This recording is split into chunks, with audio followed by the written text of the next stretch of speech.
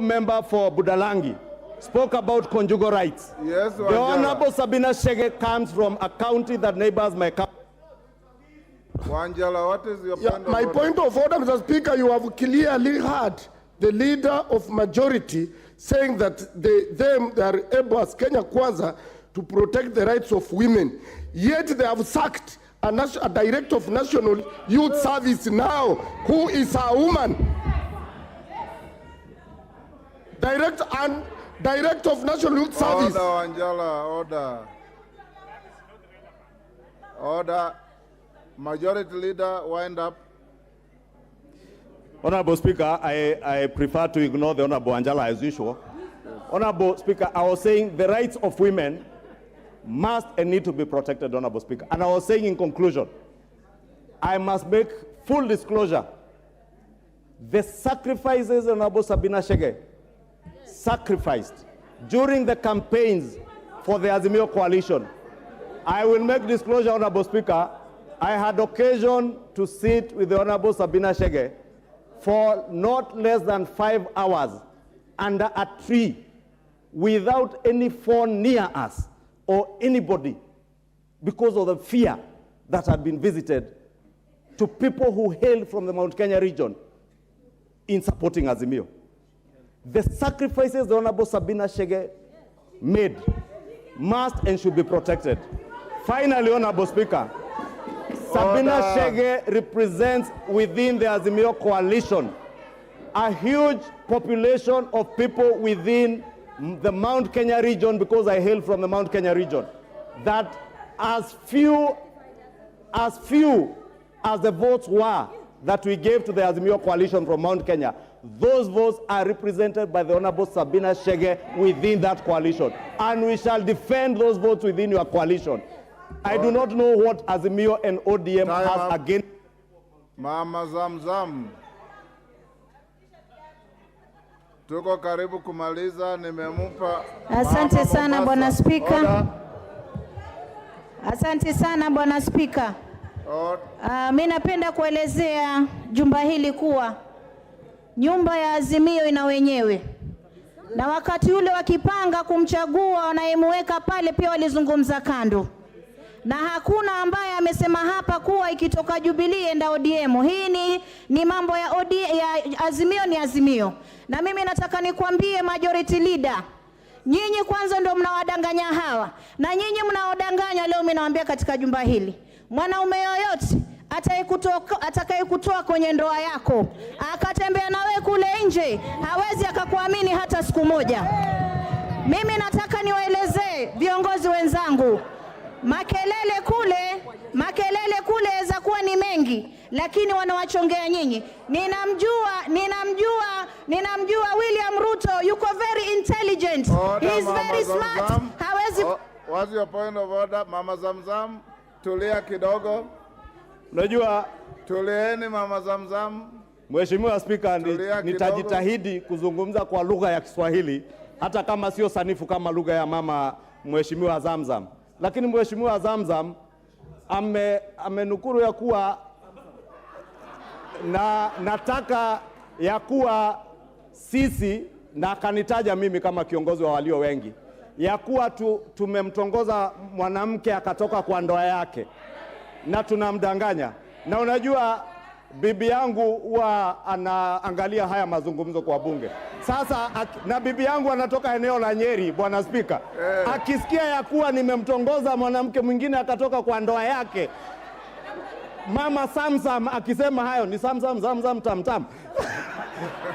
Mimi sina tabia ya kuwatongoza bibi za wenyewe, lakini nayo tabia ya kukinga haki za wamama. Hata wewe Mama Zamzam, wakati Azimio ama pande yako kitakuumania, nitasimama na haki zako. Hata nyumbani kikikuumania, nitasimama na haki zako. Haya, Mama Zamzam. Mheshimiwa Spika, wajua majority leader ana kitu ya kuweza kila siku lazima anipinge. Nafikiri wao wasikia raha, lakini mimi nitasema ukweli. na wabunge mlioko hapa, fanyeni heshima na ile coalition ambayo iliwapa nafasi. Fanyeni heshima sana, kwa sababu leo kama umechaguliwa huku, wewe leo kesho na kuona uko kule kwengine. Mimi nitakuamini vipi kuwa mambo yangu ya ndani utaweza kuniekea mimi na wewe wakati unaenda kutembea na yule ambaye ni jirani? Kwa hiyo mimi nataka niseme hivi, dadangu Sabina Chege mimi nampenda sana, ni kiongozi ambaye ni mchapakazi, hilo sikatai. Lakini kama leo ameamua, na tunasema hata ndugu yangu Ada Kainan, juzi nimeona kwa gazeti ameorodheshwa katika wale ambao wako upande huu. Kwa hiyo mimi nawaambia hivi, vukeni safu daka kwa daka, muende upande huu, tujue sisi tunaweza kusimama na Azimio kama watu waliostawi, watu ambao wana msimamo. Lakini leo mkidanganywa leo, kesho mkienda kule na wapia na nimefunga Ramadhani, hamwezi kuaminika, mtakuwa mwekwa kando kando. Hile liekeni kwenye akili. Sisi huku tuko, liwe litakalokuwa, tuko Azimio, iwe mtatabaki watu wawili, tutabaki huku ndani ya Azimio. Watakao kwenda na waende. Asante sana Bwana Spika. Wa mwisho nampa mbunge wa Mathira. Huyo ndio wa mwisho, tunafunga huu mjadala. Thank you very much. Mnataka kuendelea? Mbunge wa Mathira. Thank you very much, Mr. Speaker, for giving me this opportunity. Mr. Speaker, as a son of a single mother, Mr. Speaker, as a son who defends women in leadership, Mr. Speaker, as a devoted in-law to the great people of Murang'a County, Mr. Speaker, I'm calling upon yourself, when time comes to make this ruling, protect Honorable Sabina Chege. She worked for that position and she deserves it, Mr. Speaker. And finally, I want to request the leader of Minority Party, the shoes that Honorable Sabina Chege gave to Raila Odinga. Mr. Speaker, we are requesting for those shoes back because they have disowned her. Mr. Speaker, we are requesting the leader of Minority Party to return those shoes. Thank you, Mr. Speaker, for giving me this opportunity. Order, honorable members. Order, Catherine Omanyo, take your seat, Mama. Order, take your seat. Order, Honorable Catherine Omanyo. Order. Order. Honorable Osoro, sit down, take your seats. Take your seats. Order. Order, honorable members. Order. Honorable members, order.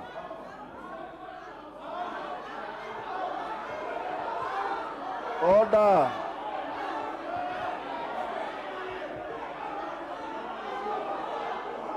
Order, honorable members, sit down. Wamboka, take your seat. Order.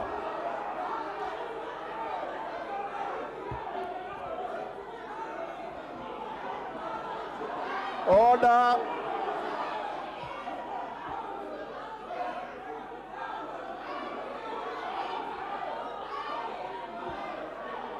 Order, honorable members.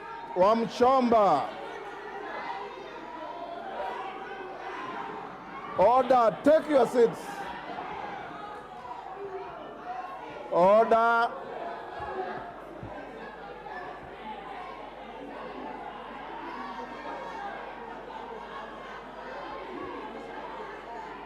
Order, honorable members, take your seats. Take your seats. Honorable Mbeyo, take your seat. Order. Honorable members, take your seats. Honorable members, take your seats. Take your seats. Honorable Mbeyo, take your seat. Honorable Kogo, take your seat. Take your seat. Take your seat, Honorable Mbeyo. Order. Order, honorable members. Order, order. Take your seats. Order, honorable members. Sergeant and your team, you can retreat. Order, honorable members. Thank you. Honorable members, order. Honorable members, since I became your speaker, I have not had any occasion to send any member out for misconduct. I'm not about to exercise that duty and right. I want to urge you, even when passions are high, we maintain decorum, we maintain respect for each other. Each one of us here is distinctly and individually elected to carry the dignity of the people who elected you in this house. And we don't carry those dignities bestowed upon us by either dancing on the floor or speaking with very high pitches and notes in your voices, or generally showing that you have the capacity to employ your hands instead of your brain. I want to urge you as members that these proceedings are televised, and your electors, your husbands, your wives, your children, people who admire you, Honorable Wanjala, I will not give you the distinction of expulsion. I want you to reflect and see that out of 349 members, if you are the only one trying to look different, then there's something severely wrong.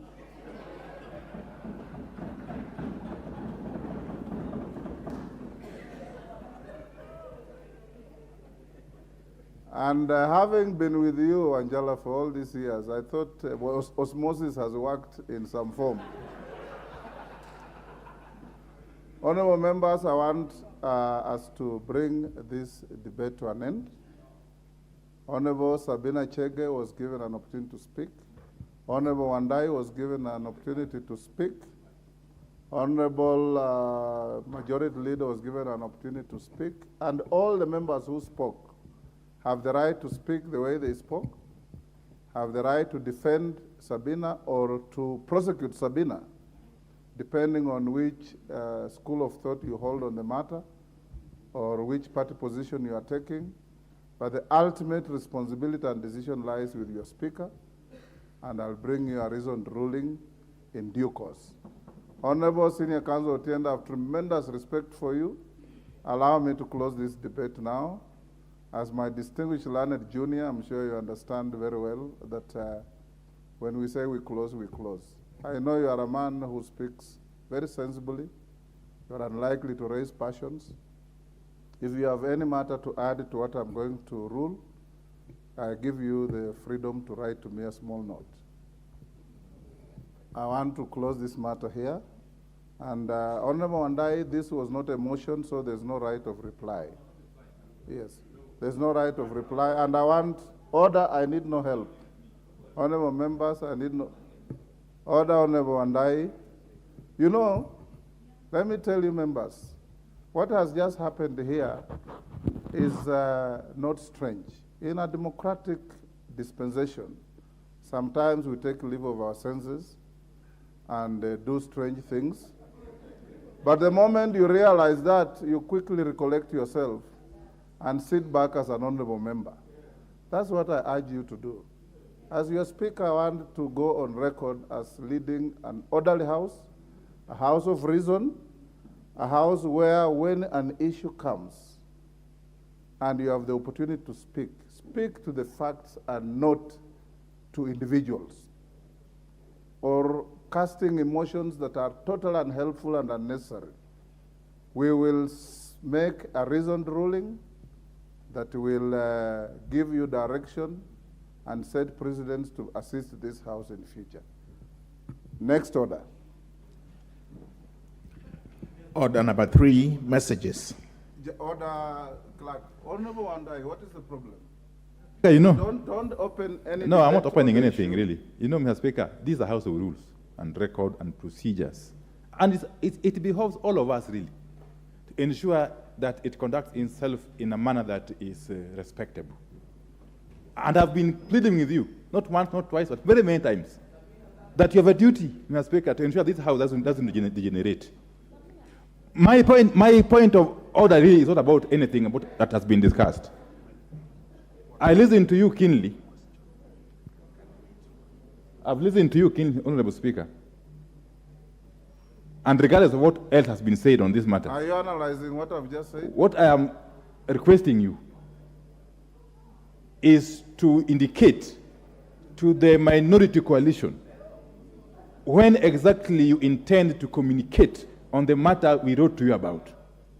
That's what I really am questioning. That's not too much here. Honorable, and you don't need to say those very many words to ask for when is the ruling. You could have just said that.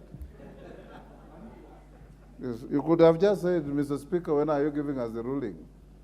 Instead of taking a very long route to arrive at where you are standing. I will give you a ruling, Honorable, and in the manner that I feel deemed fit, and it will come very soon. Next order. Not on the debate I have closed.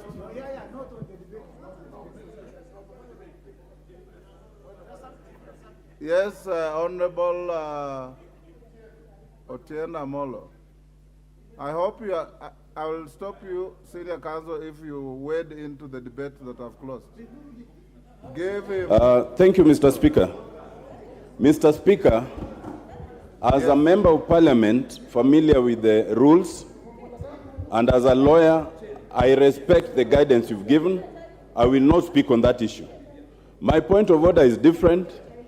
I see my friend, the Honorable Didmas Barasa, wearing a garb on his head, which I believe is unparliamentary.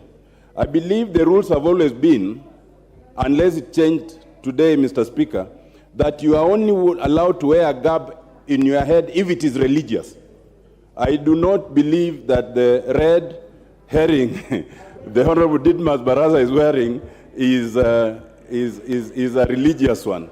And therefore, Mr. Speaker, I urge that you guide him and others who have been similarly dressing like him. Because some of them mistake, and that's the problem with the previous debate, rights versus privileges. Thank you, Mr. Speaker. Honorable Otieno Amolo, thank you very much. I have seen several members sporting similar gear.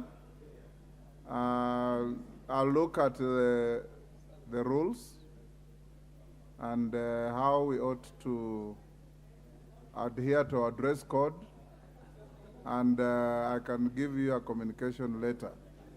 The very last point of order, Chepkonga, and don't open debate that we have closed. Thank you, Mr. Speaker. You know, generally, Yes. I follow rules and Yes. guidance. And, you know, I don't shout myself. I rise pursuant to Standing Order number 83, Mr. Speaker. Mr. Speaker, I'm very concerned. The reason why people are shouting here is people stand on a purported standing order. Point of order. Point of order. Mr. Speaker, Standing Order number 83, let me read it for the benefit of members here. And I'm hoping that whoever sits on your chair, Mr. Speaker, will enforce this. We cannot purport to be ignorant of what the law says.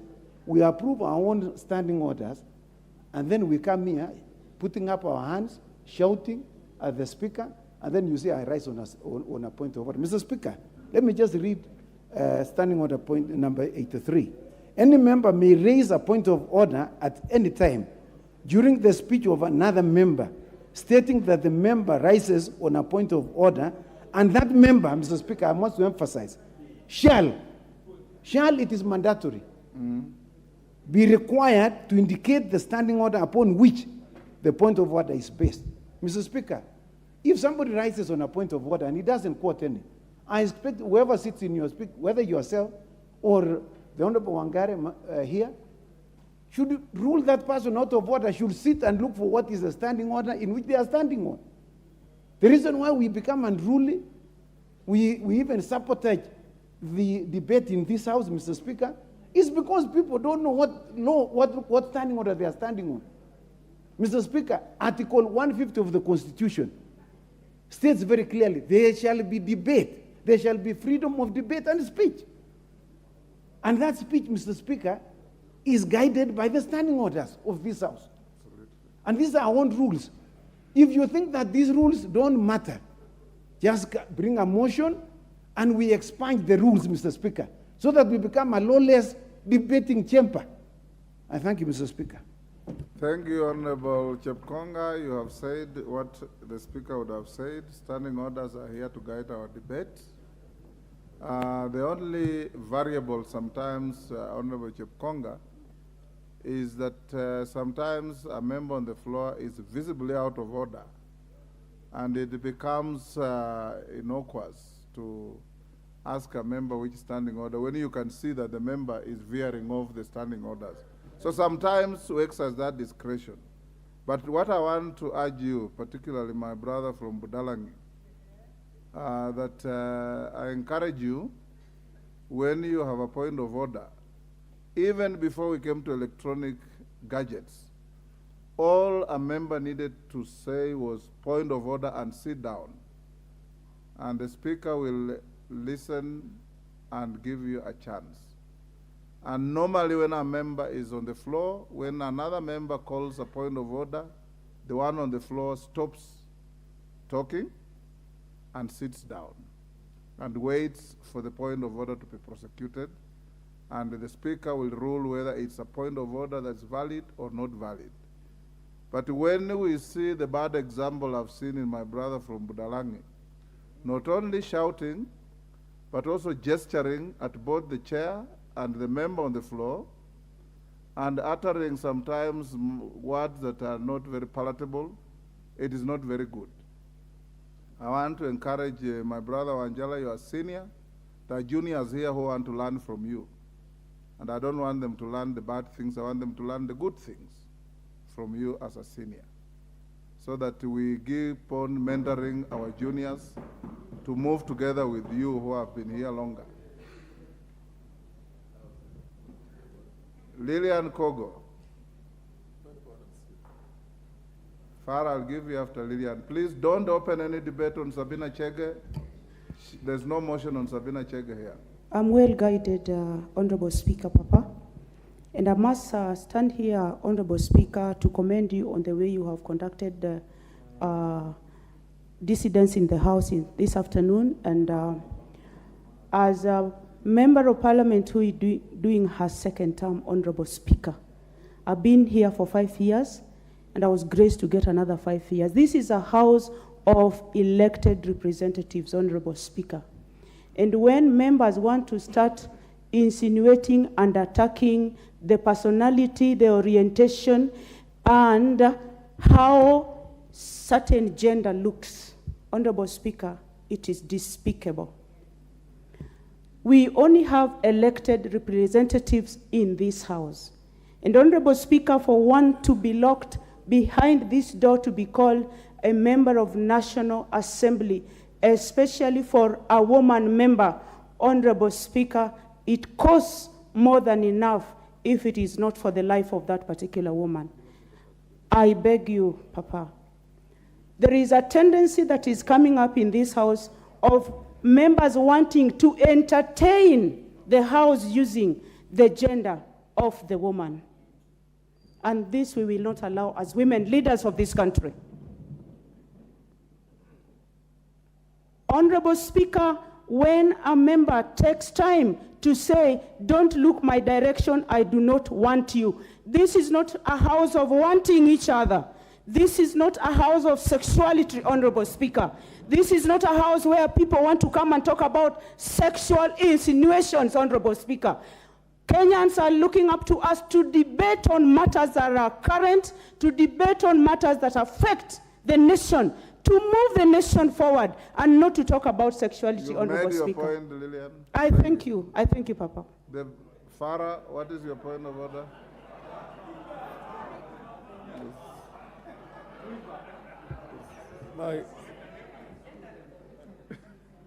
Pardon? My point of order, Mr. Speaker, is actually to inform my colleagues on both sides.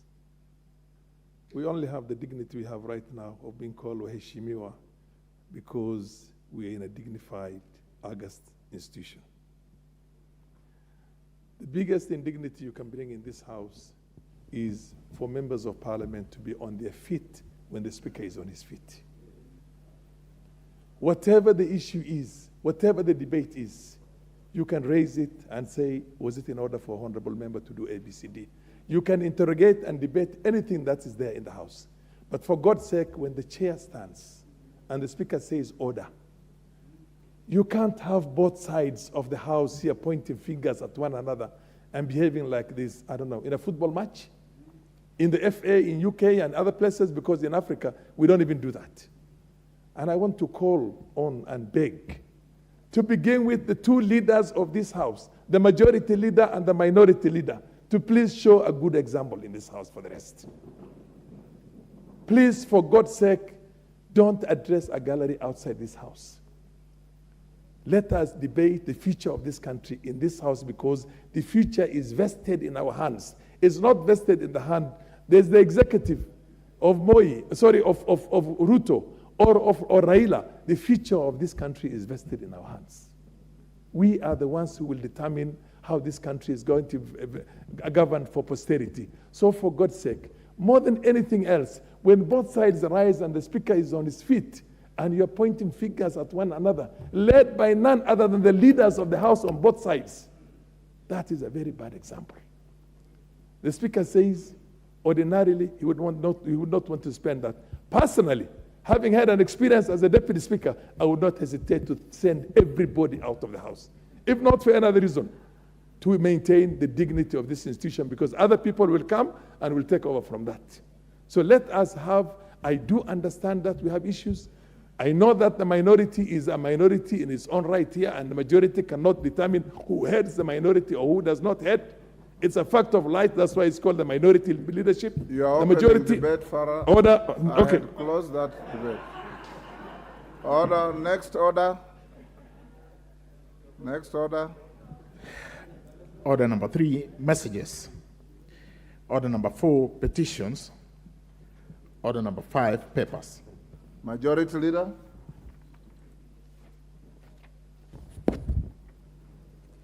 Thank you, Honorable Speaker, and I beg to lay the following papers on the table of the House today, Thursday, April 13th, 2023.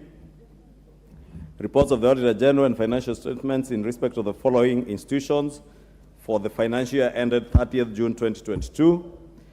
1, State Department for Development of the Arid and Semi-Arid Lands, ASALs. 2, Kenya Off-Grid Solar Access Project for underserved counties, Ministry of Energy and SNV, Netherlands Development Organization. 3, Roads 2000 Phase 2 projects, Kenya Rural Roads Authority. 4, Green Zones Development Support Project Phase 2, Kenya Forest Service. 5, Integrated Program to build resilience to climate change and adaptive capacity for vulnerable communities in Kenya, National Environment Management Authority. 6 is a global fund to contribute to achieving Vision 2030 through universal access to comprehensive HIV prevention, treatment, and care, NFM2 program, the National Treasury. 7 is the Enable Youth Kenya program, State Department for Crop Development and Agricultural Research. 8, Agricultural Sector Development Support Program 2, State Department for Crop Development and Agricultural Research. 8, Agricultural Sector Development Support Program 2, State Department for Crop Development and Agricultural Research, sorry, that was the repetition. 9 is support to the technical and vocational education training and entrepreneurship under the State Department for Vocational and Technical Training. 10, support to road sector policy. 10th EDF Rural Roads Rehabilitation Project in Kenya, Kenya Rural Roads Authority. 11, Eastern and Southern Africa Higher Education Centers of Excellence, State Department for University Education and Research. 12, Coastal Region Water Security and Climate Resilience Project, Ministry of Water and Sanitation and Irrigation. 13, Water and Sanitation Development Project, Ministry of Water, Sanitation and Irrigation.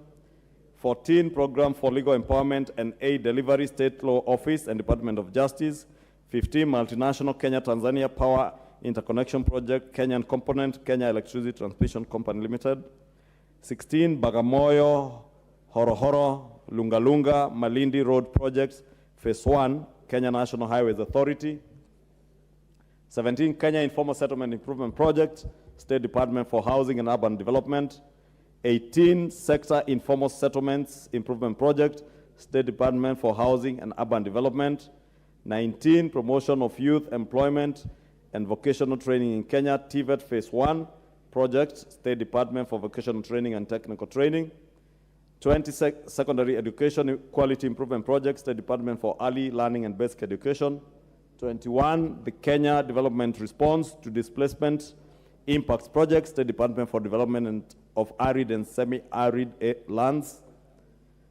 22, Establishment of Kenya Advanced Institute of Science and Technology Project under the Ministry of Education, State Department for University Education and Research. 23, Mombasa Mariakani Highway Project, Kwa Jomvu, under Kenya National Highways Authority. 24, State Department for Industrialization. And 25, IPOA, Independent Policing Oversight Authority. And finally, the Veterinary Services Development Fund. Thank you, Honorable Speaker.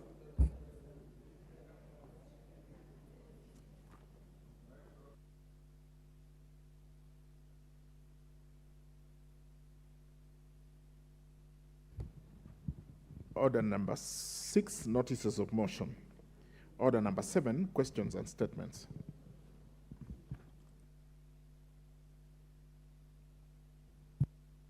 Majority, the usual Thursday statement.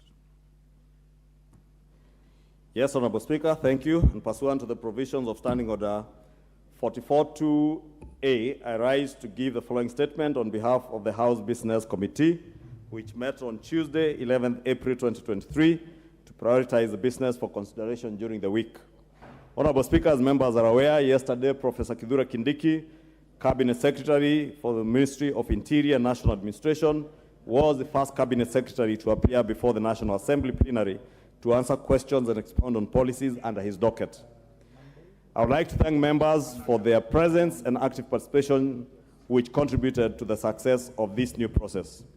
Honorable Speaker, with regard to the business for next week, on Tuesday, the House is expected to continue with debate on the report of the Departmental Committee on Labor on the inquiry regarding sexual harassment of female workers in tea estates in Kericho County, general debate on the proposal to amend the Constitution and the standing orders, and the second reading of the Statute Law Miscellaneous Amendments Bill 2022, should they not be concluded today.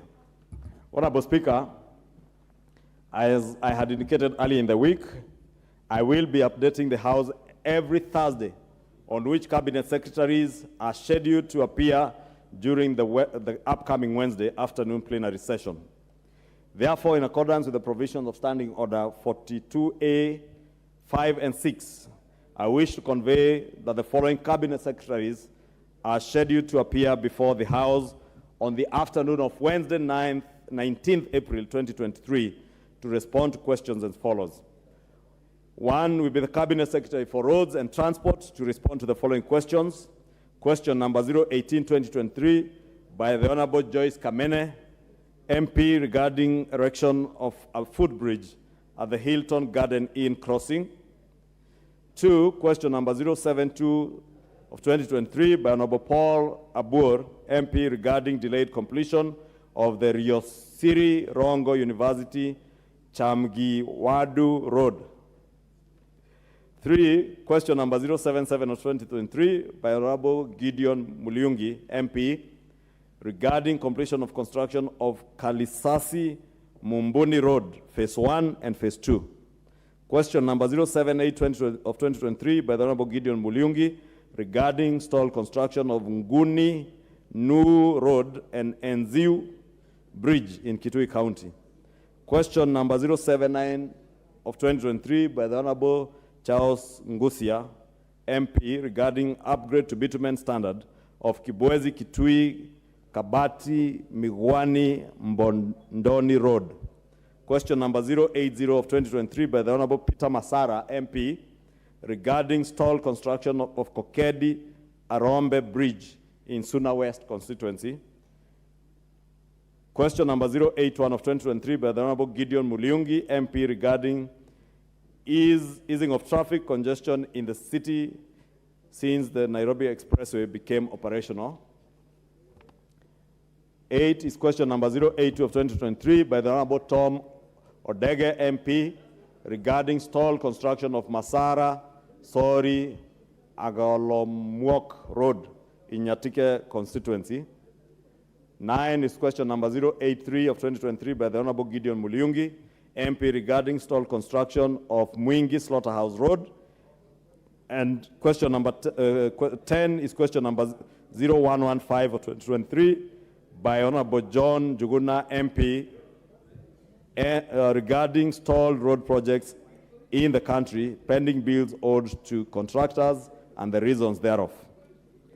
B, the other cabinet secretary to appear will be the Cabinet Secretary for Environment, Climate Change, and Forestry to respond to the following questions. 1, question number 069 of 2023 by Honorable Caroline Ngelechei, MP, regarding massive decrease in forest cover percentage despite ban of maize cultivation, implantation, establishment, and livelihood improvement scheme, PELIS. And 2, question number 104, 2023 by Honorable Abdul Haro, MP, regarding impact of heat waves in the country. Finally, the House Business Committee, Honorable Speaker, shall reconvene on Tuesday, 18th April 2023 to schedule business for the rest of the week. I now wish to lay this statement on the table of the House. Thank you, Honorable Speaker. Thank you, Majority Leader. Member for Buri. Honorable Mugambi Rindikiri. Thank you, Mr. Speaker. How long is your statement? You should be able to take less than 7 minutes. Okay. I rise to issue a general statement on participation of the Kenya Parliament in the 13th Plenary Assembly of the Forum of Parliament of Member States of the International Conference on the Great Lake Region, FPICGLR. Honorable Speaker, pursuant to the provisions of Standing Order 43, I rise to make a general statement regarding the participation of Kenya Parliament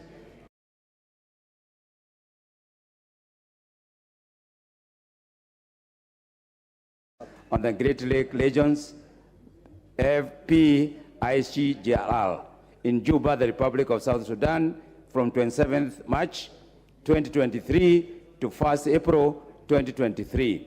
The National Assembly was represented by the member for Isiolo County, Honorable Mumina Golo, MP, member for Kiminini constituency, the Honorable Kaikai Bisau, MP, and yours truly, the Honorable Mugambi Ndikiri, MP. Honorable Speaker, the Parliamentary Forum of the ICGLR is the interparliamentary organization with a central role of promoting peace, security, stability, and development in the Great Lake region through parliamentary action and diplomacy. It comprises parliament from 12 member states, namely the Republic of Angola, the Republic of Burundi, the Central African Republic, the Republic of Congo, the Democratic Republic of Congo, the Republic of Kenya, the Republic of Rwanda, the Republic of Sudan, the Republic of South Sudan, the United Republic of Tanzania, and the Republic of Uganda, and the Republic of Zambia. Honorable Speaker, during the event, participants engaged in discussions on various matters of mutual security concern for the region. Among them was their consideration and adoption of resolution on the political security and humanitarian situation in the Central African Republic, the Democratic Republic of Congo, the Republic of Sudan, and the Republic of South Sudan. During the conference, elections were conducted for the Bureau of Permanent Committees of the Parliamentary Forum. Kenya, through a highly vigorous process, managed to clear the position of chairman, two chairpersons of two committees out of the 5 permanent committees of the Parliamentary Forum. I was honored to be elected the president of the Committee on Democracy and Good Governance, while the member of Kiminini constituency, Honorable Kaikai Bissau, was elected the president of the Committee on Peace and Security. Honorable Speaker, the Kenya Parliament also earned representation in the 3 other permanent committees of the Parliamentary Forum. The member for Isiolo, Honorable Mumina Gulo, MP, is a member of the Committee on Humanitarian and Social Issues. The Senator of Mandela, Senator Hali Loba, GH MP, is a member of the Committee on Economic Development, Natural Resources, and Regional Integration, while Senator Sena Lemaretian, MP, is a member of the Committee on Human, Children, and Vulnerable Persons. Honorable Speaker, members of the Kenya Parliament in those committees is very critical in enhancing Kenya's footprint in shaping and influencing the agenda on peace and conflict resolution in the Great Lake region. It is my hope that the continued participation by our Parliament in the ICGLR and the committees will be supposed to, as long as, so as to bring forth proactive and sustainable strategies that will strengthen economic development, democracy, and integral gender perspectives, and mobilize the requisite resources to support the work of the Parliamentary Forum. Honorable Speaker, on behalf of the delegation and on behalf of my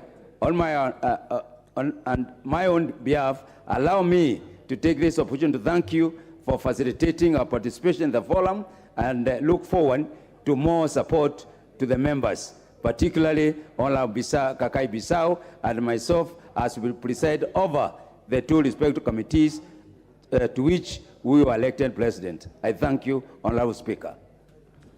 Thank you, Honorable Indigiri, and congratulations to you and the member for Kiminini. Thank you, Mr. Speaker, for bringing honor to the country. Next statement is a statement to be brought by the Chair, Departmental Committee on Sports and Culture.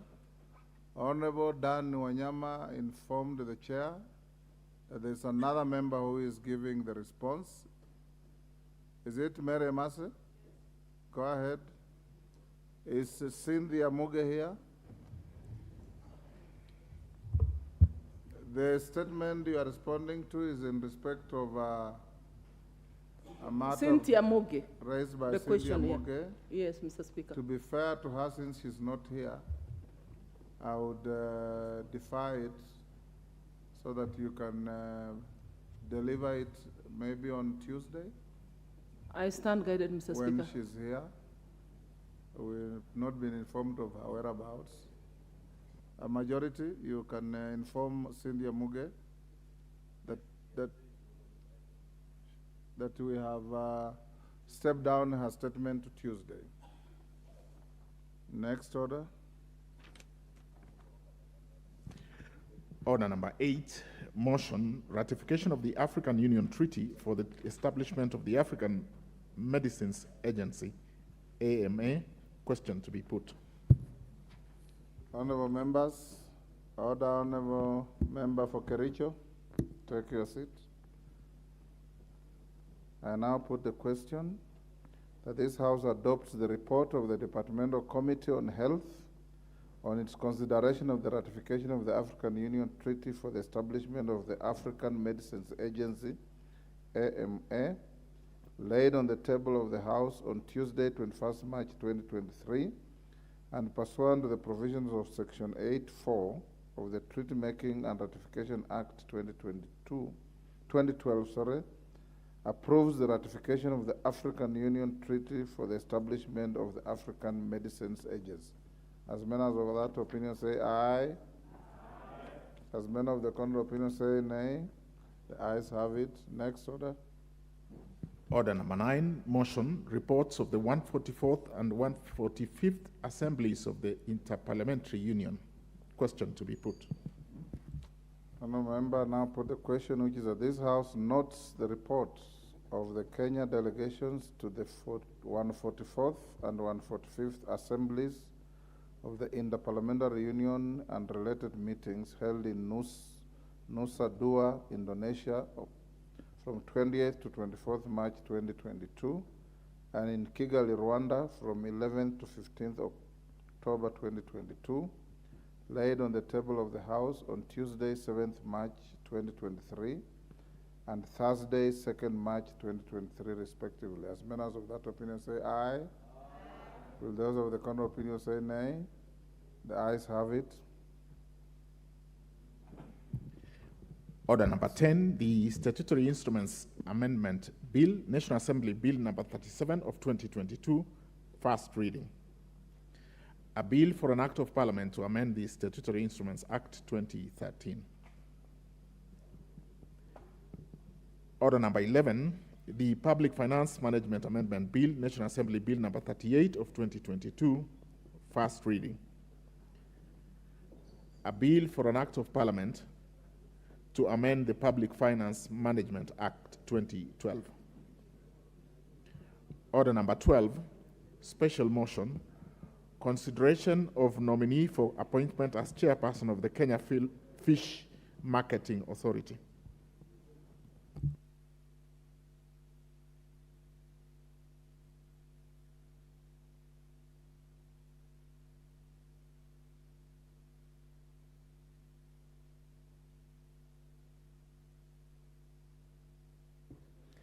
The chairperson, Departmental Committee on Blue Economy, Water and Irrigation.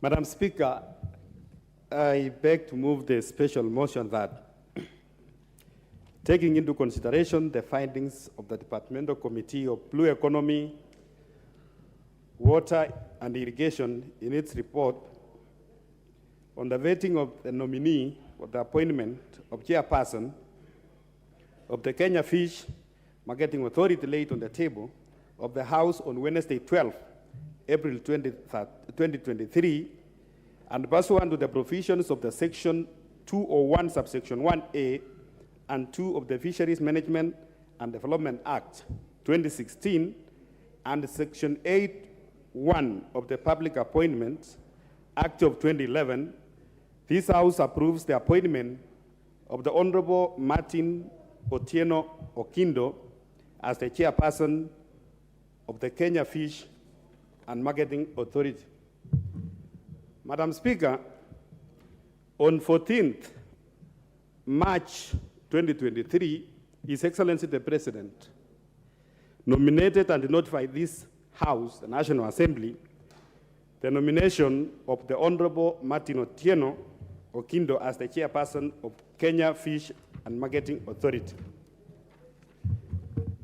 Madam Speaker, on the same, after some few days, the Honorable Speaker of this House, via his communication on 16th March 2023, conveyed to the House the message from the President and subsequently referred the name of the nominee and the curriculum vitae to the committee to conduct their approval hearing.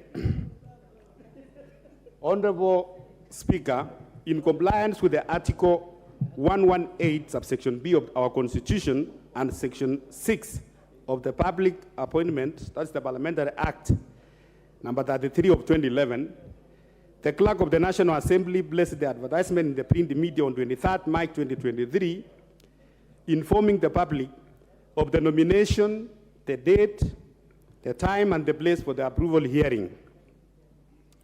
Madam Speaker, the clerk also invited the public to submit the memoranda by a way of written statement on oath on the suitability of the nominee in conformity with Section 6, subsection 9 of the Public Appointment, that's Parliamentary Act number 33 of 2011. At the close of submission, Madam Speaker, the committee had not received any memoranda contesting the nominee suitability.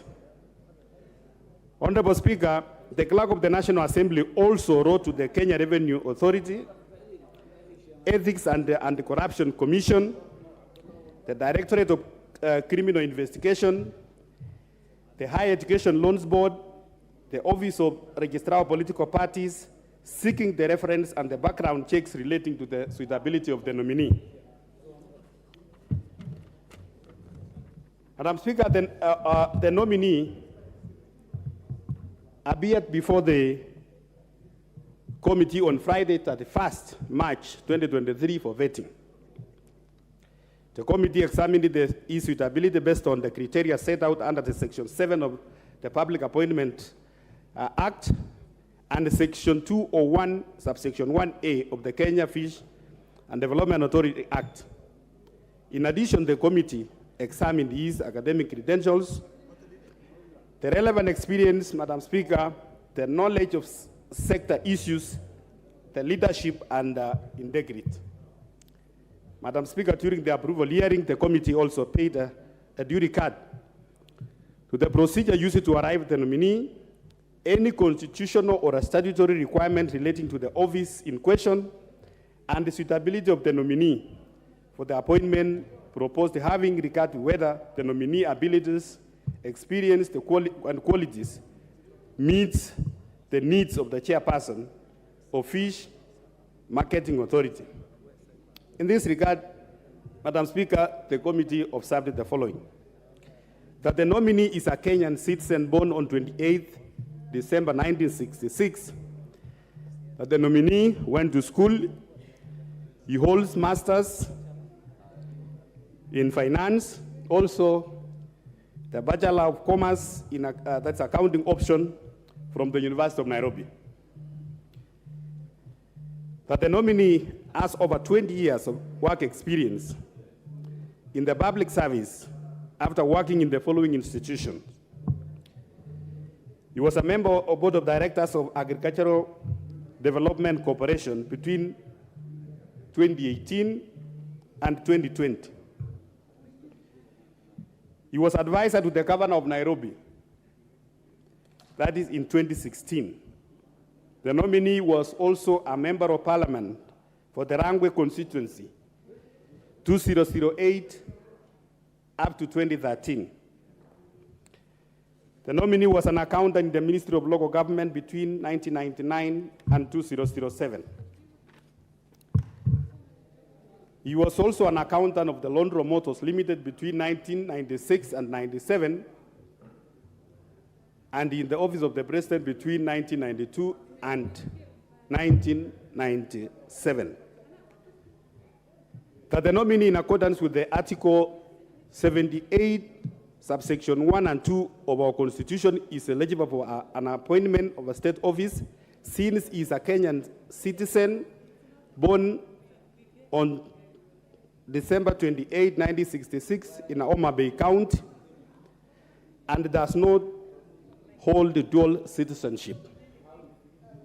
Madam Speaker, the nominee meets the requirements of Chapter 6 of our Constitution on leadership and integrity, having obtained the clearance from the EACC, the KRA, the DCI, ORPP, and also HELP. That the nominee has never been dismissed from office under Article 75 of our Constitution on conflict of interest, so that is Article 75(1), under Article 76, 77, and 78 of our Constitution. Madam Speaker, that the nominee demonstrated the knowledge of the typical administrative and technical issues touching on the office of the chairperson as the requisite abilities, his qualification and experience to serve as the chairperson for Kenya Fish and Marketing Authority.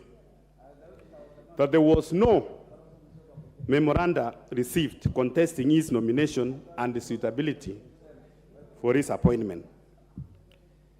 Honorable Speaker, after considering the suitability, the capacity, the integrity of the nominee, and pursuant to Section 8(2) of the Public Appointment, that's Parliamentary Approval, Act 2011, number number 33 of 2011, the committee recommends that the National Assembly approves the nomination of the Honorable Martin Otieno Ogindo for the appointment of the chairperson, Fish Marketing Authority.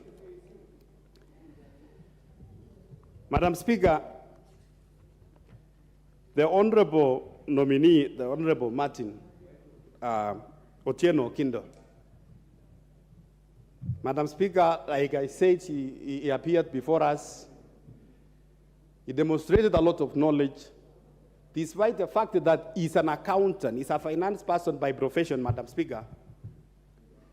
He demonstrated his managerial skills and also his abilities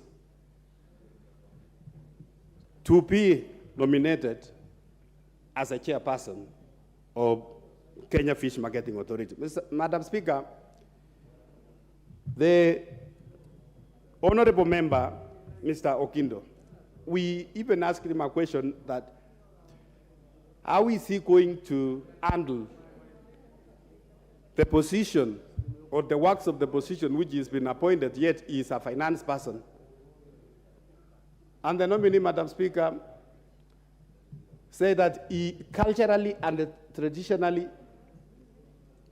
he eats fish, and he was born and brought up in areas where fish and fish farming is the whole business or the business throughout his life. Madam Speaker, the Honorable Ogindo served in this House between 2007 to 2013, and he was also the chairman of the Budget and Appropriation.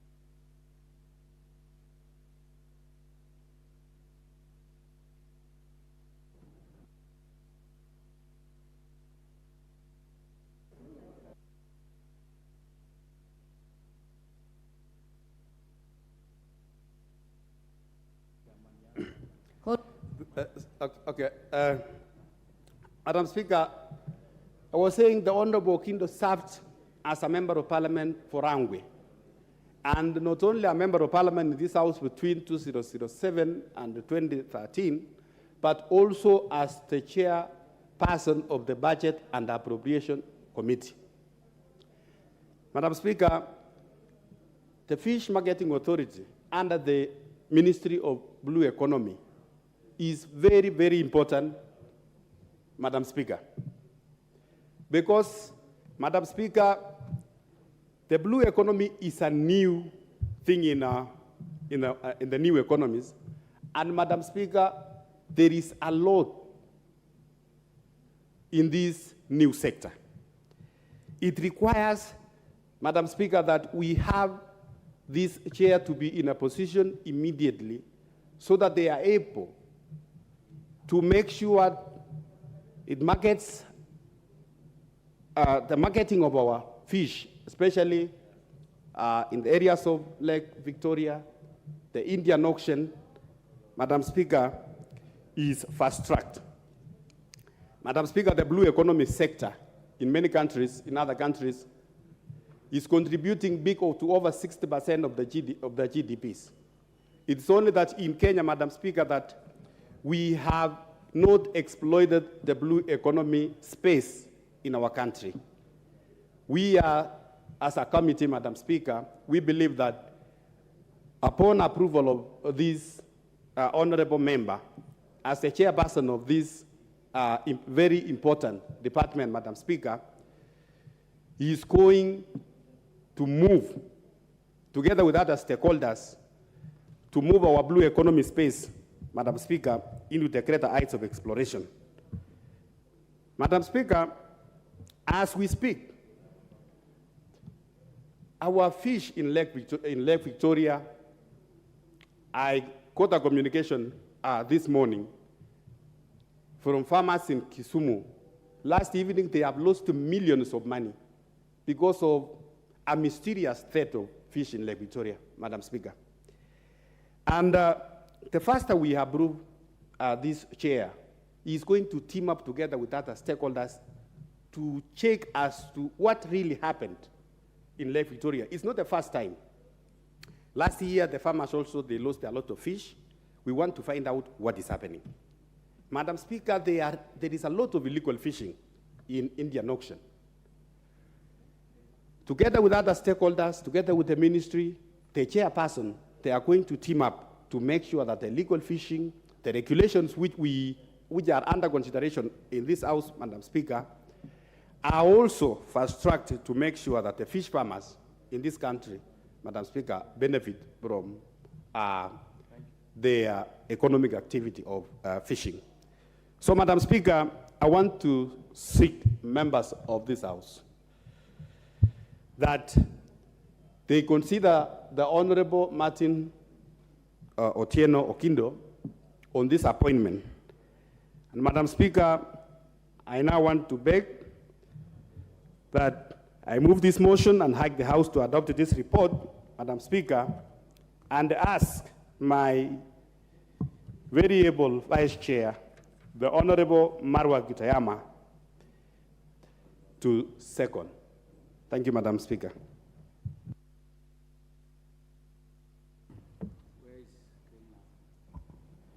Asante sana Mheshimiwa Spika. Mheshimiwa Spika, asante sana kwa nafasi nzuri hii ambaye ni nafasi ya kipekee kuafiki mswada huu ambao umeelezwa nyumba hii kwa namna ya ufasaha kabisa na kiongozi wa kamati ya maji ambaye vile vile inaangalia mambo ya unyunyizaji wa maji, vile vile pia inaangalia mambo ambayo yanahusiana na ukulima wa chini ya bahari na ndani ya bahari ikiwemo fuo zake na bahari. Na vile vile pia Mheshimiwa Spika, kamati hii inaangazia mambo ambayo yanahusiana na uchumi samawati. Mheshimiwa Spika, niseme kwamba mhusika ambaye ni Mheshimiwa Martin Otieno Ogindo ambaye alikuja mbele ya kamati hii, na kwa ruhusa yako Mheshimiwa Spika, kamati hii iliweza kukaa naye ikizingatia sheria za nchi, ikizingatia na sheria ambazo zimetungwa na bunge, ikizingatia yale yote ambaye ni ya muhimu ya kwamba akaweze kuonekana kwamba anaweza akafaa katika nafasi hiyo ambaye ameteuliwa na Mheshimiwa Rais, ili akaweze kuisukuma nchi hii na sana sana upande huu wa uchumi samawati. Mheshimiwa Spika, tulimhoji, amekuja mbele yetu, amependeza katika mazungumzo yake, tofauti na kwamba ni mtu amesoma na masomo yake sio masomo ya juu, ni masomo ambaye yamefikia kabisa kelele chake. Tumeweza kama kamati tuliweza kujitosheleza na maelezo aliyotoa Mheshimiwa Martin Ogindo na ufahamu wake wa mambo ambayo yanahusiana na uchumi samawati, mambo yanayohusiana na uvuvi, mambo yanayohusiana na sheria zote ambazo yeye mwenyewe angefikiria pamoja na zile ambazo zimependekezwa kwamba zingeweza kusaidia sekta hii iweze kutoa ajira, iweze kuhakikisha kwamba nchi hii imeweza kupata rasilimali na uchumi ambao umekomaa, ambao ni uchumi mpya kwa mambo ambayo yanahusiana na uchumi samawati. Kwa hivyo Mheshimiwa Spika, tulisadiki maelezo yake, na vile vile pia Mheshimiwa Spika, ikumbukwe kwamba Martin Otieno Ogindo ambaye ni mwenyeji na mkazi wa Homa Bay, na Mheshimiwa Spika, nichukue nafasi hii pia kumpongeza kwa sababu naye vile vile ni shemeji yangu. Ni vizuri niseme hilo kwa sababu naye ni shemeji yangu, kwamba ameweza ni kweli Mheshimiwa Spika, nimeoa katika kaunti hiyo ya Homa Bay. Kwa hiyo nasema kwamba ameweza kusimamia watu wa maeneo hayo, kuonyesha kwamba anaweza kufanya kazi hiyo, kwa sababu watu wa eneo hilo kwa wingi shughuli zao wanajishughulisha na mambo ya samaki, mambo ya uvuvi, mambo ya kilimo cha samaki ambacho sasa hivi kimekuwa ni kilimo ambacho ni kipya, na kimeendelea kupatia nchi hii fedha nyingi na kuweza kuhakikisha kwamba watoto wetu wanasoma na kwamba nchi inaendelea mbele. Kwa hivyo Mheshimiwa Spika, mimi nasema kwamba tumemwangalia vizuri na ikapendeza pia wananchi wa Kenya, kwa sababu tulipopeana nafasi kwamba bunge hili lipeana nafasi kwamba mtu yoyote ambaye ana swali lolote au ana shauku yoyote kumhusu Mheshimiwa Ogindo ajitokeze, hapakuwepo Mheshimiwa Spika mtu yoyote ambaye alijitokeza. Hiyo inaonyesha wazi kwamba hata nchi nzima inakubaliana naye, na tumpongeze katika uteuzi huu. Tuseme Mheshimiwa Rais alimchagua mtu ambaye ana uwezo na tajriba ya kuweza kuendesha eneo hili kwa namna ambaye itaweza kufanya nchi hii ikaweze kuwa ya kutamaniwa na nchi zingine. Kwa hivyo Mheshimiwa Spika, naomba niachie hapo nikisema kwamba mimi kama alivyosema chairman wangu, yani mwenyekiti wa kamati hii, ninaafiki na kuomba bunge hili kwamba liweze kuunga mswada huu mkono na tukaweze kumpitisha huyu bwana Mheshimiwa Martin Ogindo Otieno akaweze kuendesha sekta hii iliyo mpya, ili nayo ikaweze kutupatia ajira watoto wetu na kuweza kuendeleza chumi za jamii nyingi katika nchi hii, maeneo ya Pwani, maeneo ya Turukana, maeneo ya Kisumu na maeneo yote ambaye yana hiyo zawadi ambayo Mwenyezi Mungu alitupatia ya maeneo ya maji ambayo yanaweza kutupatia rasilimali na kutuendeleza kama jamii. Mheshimiwa Spika, ninaafiki na ninakushukuru kwa nafasi hii. Asante sana. Thank you. I now propose a motion that, taking into consideration the findings of the Departmental Committee on Blue Economy, Water and Irrigation in its report on the vetting of a nominee for the appointment as the chairperson of the Kenya Fish Marketing Authority, laid on the table of the House on Wednesday, 12 April 2023, and pursuant to the provisions of Section 201(1)(a) and 2 of the Fisheries Management and Development Act 2016 and Section 8(1) of the Public Appointments Parliamentary Approval Act 2011, this House approves the appointment of the Honorable Martin Otieno Ogindo as the chairperson of the Kenya Fish Marketing Authority. Member for Baringo.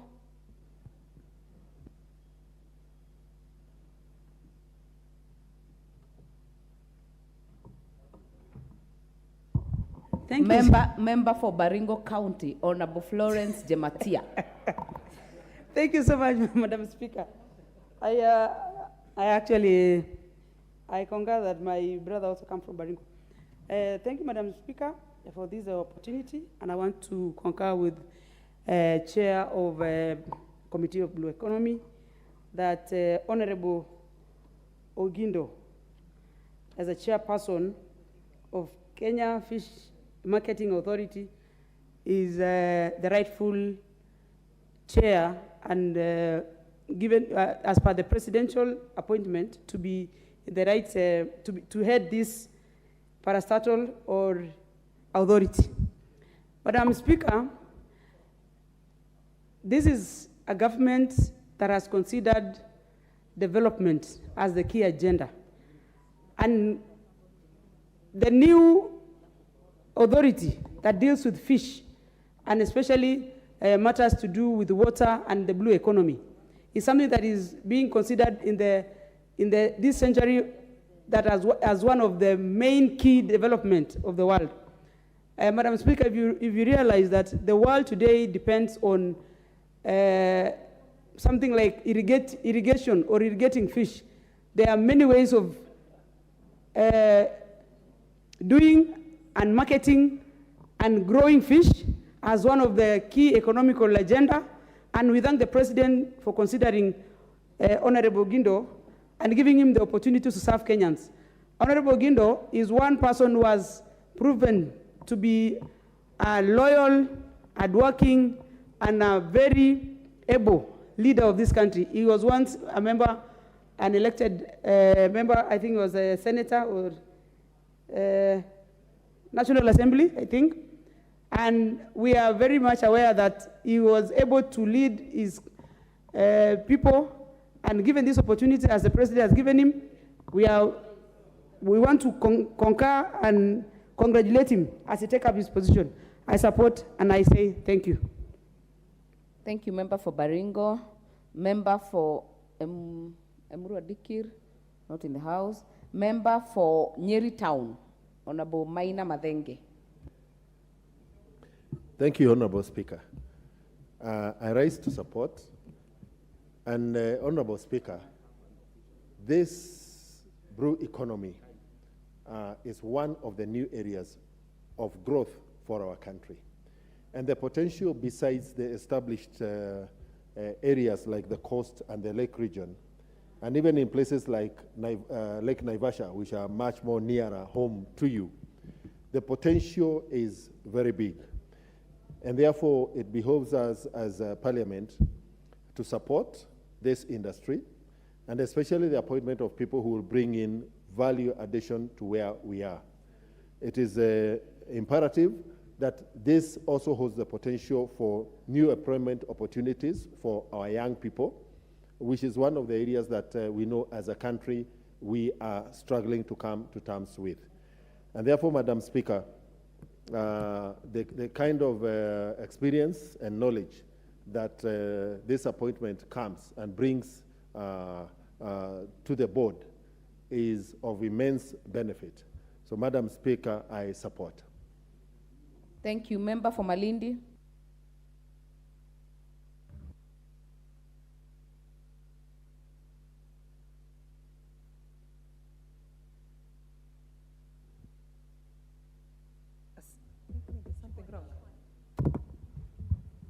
Asante sana Mheshimiwa Spika kwa kunipatia fursa hii. Ninaposimama hapa Mheshimiwa Spika, nataka niunge mkono yale maneno ambayo mwenyekiti wetu ameweza kuzungumza.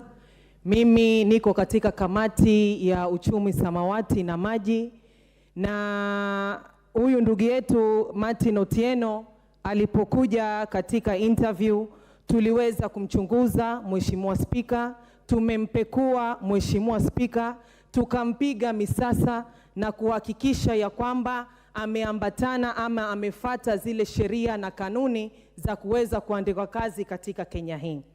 Mheshimiwa Spika, kama vile mwanakiti wetu walivyozungumza, Martin kazi yake inajizungumzia yeye mwenyewe. Amekuwa ni director katika Agriculture Development Corporation, amekuwa ni mshauri kwa gavana wa Nairobi mwaka 2016, amekuwa ni mbunge wa Rangwe constituency. Kwa hivyo ni mtu ambaye ako na uzoefu wa kazi za umma. Mheshimiwa Spika, Mheshimiwa ndugu yetu Martin ako na ujuzi, ako na taaluma katika masuala katika sekta ya umma. Katika mahojiano yetu Mheshimiwa Spika, ndugu yetu Martin alituhakikishia ya kwamba atafanya kazi na washikadau wote ili kuhakikisha kwamba hii sekta ya uchumi samawati imeweza kuinuka. Mheshimiwa Spika, mimi kama kiongozi wa kutoka Pwani namkaribisha kwa mikono miwili na tunampatia baraka zetu, na naomba viongozi wenzangu pia tuweze kuungana, kwa sababu uchumi samawati Mheshimiwa Spika ndio ni mambo ambayo yanaongelelewa katika dunia hii hivi sasa. Mimi kama mtu kutoka Pwani tunataka, kwa sababu kule Pwani kwetu Mheshimiwa Spika tuko na samaki wengi ambao mpaka leo hii hawajajulikana market yake hapa ndani ya Kenya, katika bara la Afrika na katika nchi nzima. Na ndio maana ndugu yangu huyu mimi ninapomkaribisha nataka tufanye kazi pamoja, kwa sababu kule Pwani kuna samaki ambao wanaitwa red snapper. Kilo moja red snapper Mheshimiwa Spika ni shilingi 500. Kuna samaki kama prawns. Kilo moja ya prawns Mheshimiwa Spika ni shilingi 1200. Kuna samaki, kuna octopus, tuko na tuna, tuko na lobsters, ambao wote samaki hawa Mheshimiwa Spika wako na bei nzuri, na tunaweza sisi tukafanya mauzo mema ili kuweza kuinua uchumi wa Kenya yetu. Na ni wakati sisi kama Wakenya Mheshimiwa Spika tuanze kuzungumza kuhusu masuala ya samaki. Samaki wanatusaidia sisi, samaki wanasaidia afya yetu, na kwa wale ambao hawajui kuna huyu samaki ambao anaitwa pweza. Nafikiria wengi wenu mnamjua. Kwa wale ambao hawajui muhimu wa pweza, munifate baada ya bunge niwaambie maana ya pweza ni nini. Ndio maana anasema umuhimu wa samaki tuweze kuzingatia katika Kenya hii. Asante sana Mheshimiwa Spika. Sijui pweza tumle mzima ama tunywe supu. The member for Molo, Honorable Kuria Kimani. I thank you, Honorable Speaker. I think the Honorable Member for Malindi should have been given more time to explain to us the importance of that fish called pweza. But I rise, Madam Speaker, to support this particular nominee, a former Member of Parliament, a distinguished, educated gentleman of this country who holds a Master of Science in Finance, who is a learned fellow with a master's, with CPA, a really educated and experienced gentleman to lead the Kenya Fish Marketing Authority. He's going to come to lead the Kenya Fishing Marketing Authority at a time when discussions across the world are now going under the discussion of blue economy. And talking about how do we make sure that we exploit our water bodies, our oceans, our rivers and our lakes to make maximum benefit, economic benefit to the people, to the country, but at the same time make it sustainable. And Madam Speaker, one of the questions I've always asked myself is that when you go along the coastal towns, and especially even in our country, whether you go to Mombasa, whether you go to Malindi, whether you go to Lamu, despite the heavy investment or the great returns that we get from this maritime and this, for example, fish in our oceans, do the local communities along those areas actually get to benefit? Because what you end up seeing is very good establishments, whether it is the best hotels around Wasini Island, or whether it is the most exclusive resorts in Malindi or in Lamu. But when you go to the local communities surrounding those establishments, you find that they live in very bad poverty.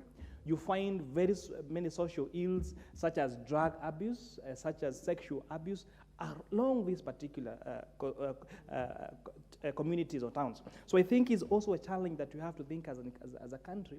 Even as we go towards blue economy and going to exploit all these oceans for the maximum benefit of the country and of the world, how do we make sure that the communities that have over the years stayed along our coastlines, the communities that protect the prawns and all those fish that cost a lot of money are actually also taken care of and taken along. Honorable Speaker, the Kenya Kwanza administration, it has an agenda of building dams and water ponds across the country. And I think, for example, my constituency is going to hold one of the largest dams in the country, Itare Dam. But this discussion this afternoon, I am thinking that perhaps we should make it mandatory that even as we do those dams, that we have fish farming as a mandatory component of these contracts that we are doing for these dam constructions, so that we don't just benefit from the water that we collect from these dams, but we are also able to grow our own fish. And you know, I've always held the thinking that one of the most cheapest things to produce is, for example, fish. Because once now you get the fingerlings, you put them into the water, and they have their whole, and you plant that ecosystem in terms of what they eat. You plant those plants. Then you don't need to take care of them anymore. So I think that it is time that even as we do the dams and we do these water ponds, that we make sure that we include a fish component in them, so that from the onset we're doing the construction, when that water is coming there, we know that we not just benefit from the water that we're going to collect from those dams or from those water ponds, but also get to have the benefit of doing fish farming in them.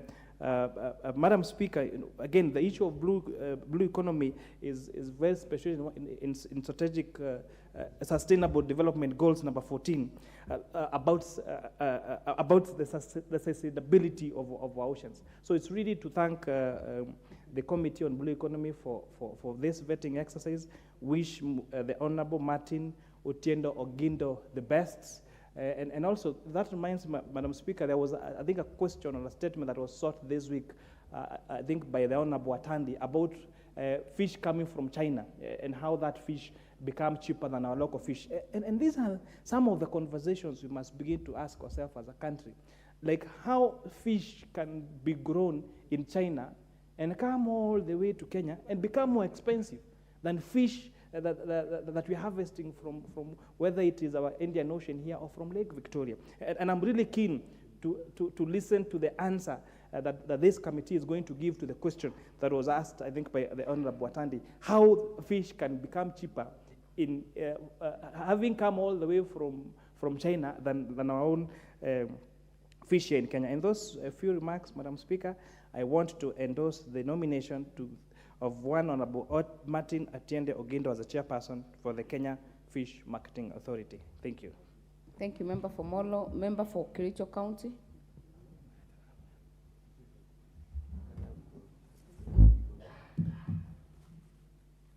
Okay, thank you, Madam Speaker. I stand to support the appointment of Honorable Martin Otieno Ogindo as the chairperson of the Kenya Fish Marketing Authority.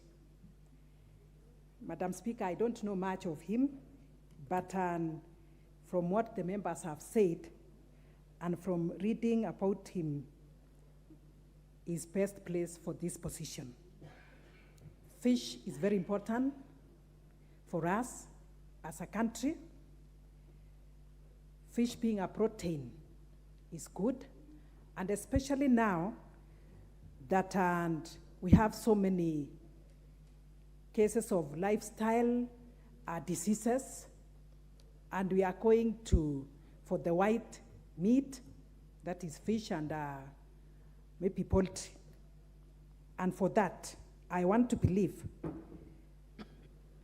this appointee will make sure that we have so much fish in the ponds. And I also believe when it comes to marketing of our fish, he will do that so that we don't import, but we do more of export.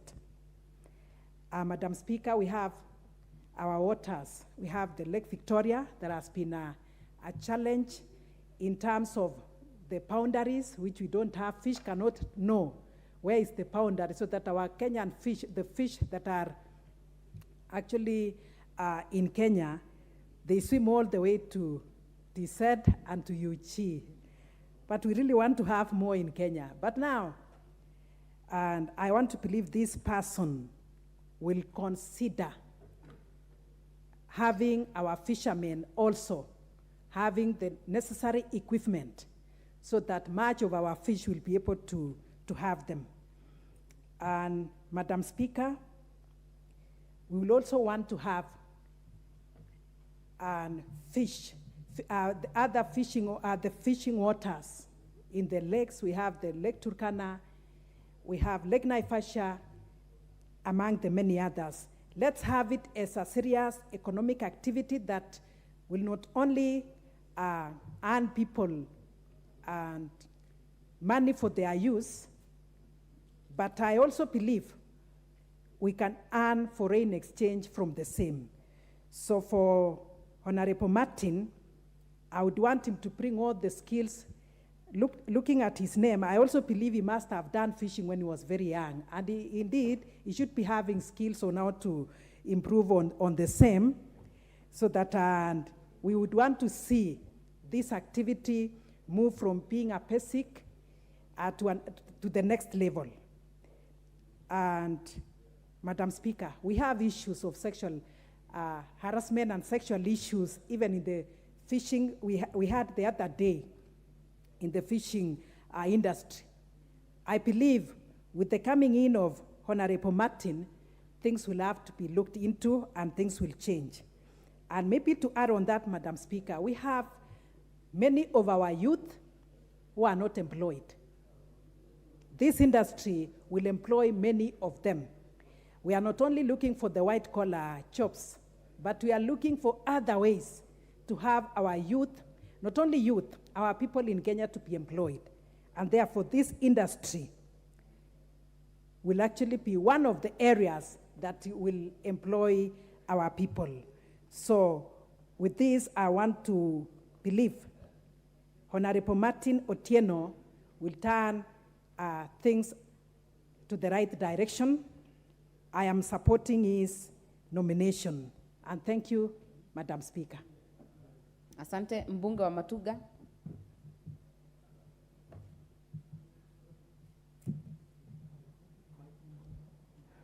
Asante sana Madam Speaker. Kwanza nitoe shukurani kwa Madam Speaker kunipatia fursa hii adimu sana. Na pili niweze kuzungumzia kwanza juu ya anayezungumziwa leo Bwana Martin Ogindo akiwa mwenyekiti wa halmashauri ya ukuzaji na usambazaji na uzaji wa samaki. Mheshimiwa Speaker, mimi nilikuwa kwa ile kamati ambayo iliweza kuzungumza na yeye na tukaona ni mtu ambaye ana tajiriba inayofaa. Ukiangalia masomo yake sio ya kubahatisha. Martin Ogindo ni mtu ambaye alisomea zile shule ambazo zinatajika hapa Kenya, mojawapo ikiwa ni Alliance High School ambayo yeye alipitia. Kwa hivyo moja kwa moja tunaona kwamba ni mtu sio kama wale labda ungeanza kubahatisha makaratasi yake na kuangalia kuyapiga msasa mara 2-3, lakini moja kwa moja ulikuwa unajua ni mtu ambaye anazungumza, anafanya, anatenda, ana uadilifu kulingana hata na ule msingi ambao alikuwa nao kutoka akiwa shule ya upili. Martin Ogindo pia katika ile taaluma yake ambayo ukiangalia ni uhasibu, inafaa sana katika sehemu hii, ofisi hii ambayo ameweza kuteuliwa, na ni mtu kulingana na maswala tuliyoweza kumtahini kuona kwamba ataweza kuleta ufahamu na mbinu mpya mbadala ambazo zitaweza kukuza sekta hii ya samaki. Ningetaka nizungumzie kwa kina kidogo juu ya samaki. Ni jambo ambalo limeweza kuregesha nchi nyuma kutoka tupate uhuru, kwamba tukizungumzia samaki mara nyingi tunaangalia upande ule wa ziwa Victoria. Tukijua kwamba ziwa Victoria tumemiliki 6% peke yake ya ile ziwa, na kwa hali yoyote hatuwezi kuwa na samaki wa kutosha wa kutumia hapa nchini na hatimaye kuweza kupeleka nchi za ughaibuni. Pia baada ya hapo tukaweza kuwa na wizara ya samaki.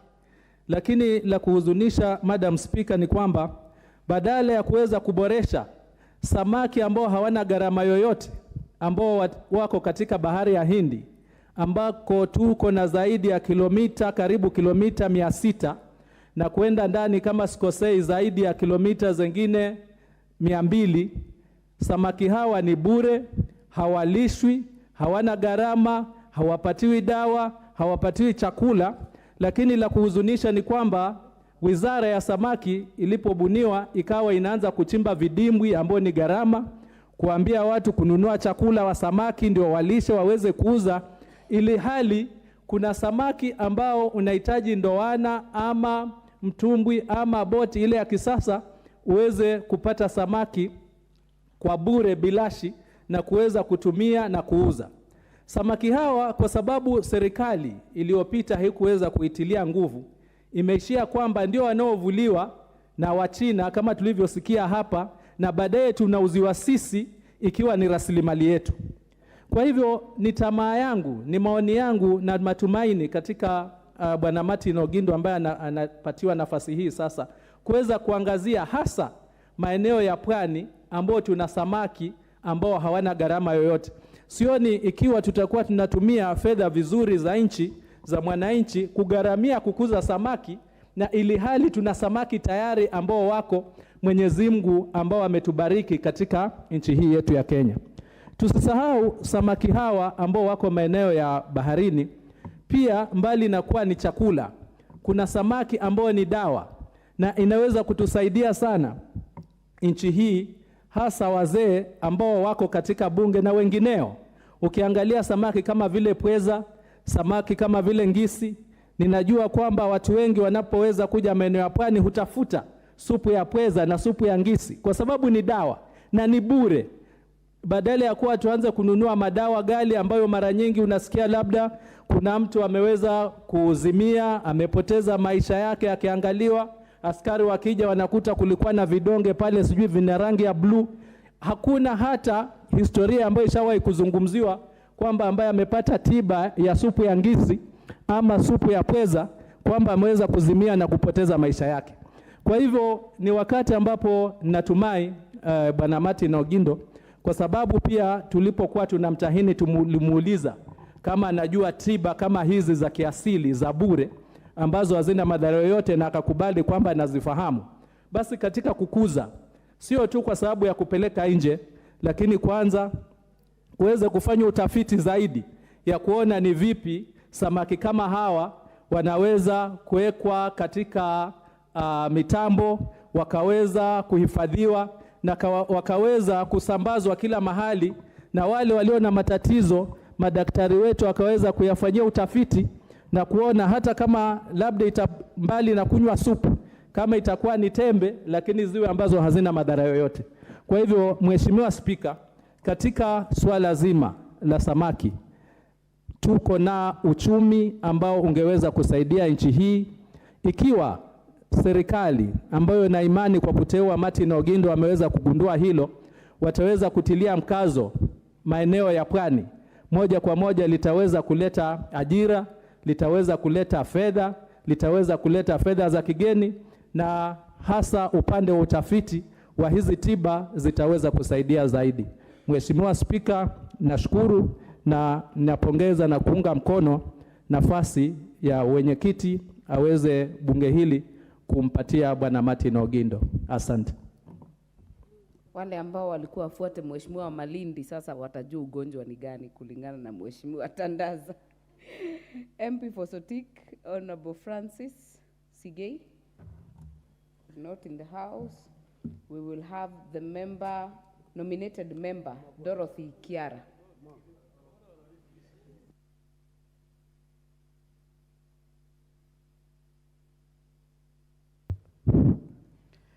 Thank you, Madam Speaker.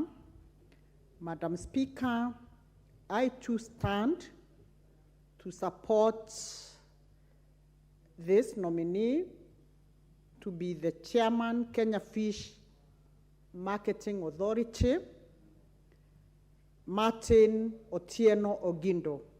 Madam Speaker, I am a member of Water, Sanitation, Irrigation, Fisheries and Blue Economy.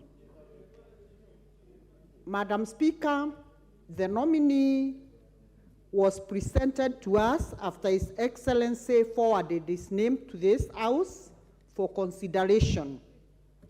I want to state today here, this nominee, Martin Otieno Ogindo, is highly qualified for this job. He has a master's in science, finance option. He has worked with the Agriculture Corporation. He has also worked as an advisor to the Governor Nairobi. He too has been a member of this Honorable House as a member of Parliament. Madam Speaker, on top of all that, he has the mastery of the sector that he has been proposed or nominated to be in charge. Madam Speaker, he comes from the Lake Region, and we do not have any doubts in our mind that this is the person who is best placed for this position. Madam Speaker, as we speak today, the blue economy is more or less a new sector of the economy of this country, and I know His Excellency the President of the Republic of Kenya is very passionate about it. And as we speak today, Madam Speaker, it's important to know that when this nominee was before us, he was even able to tell us the different types of fish that are found in Lake Victoria and the different type of fish which are also found in the oceans. Therefore, Madam Speaker, I want to support my chairman and say this is a person who will do a good job in this sector.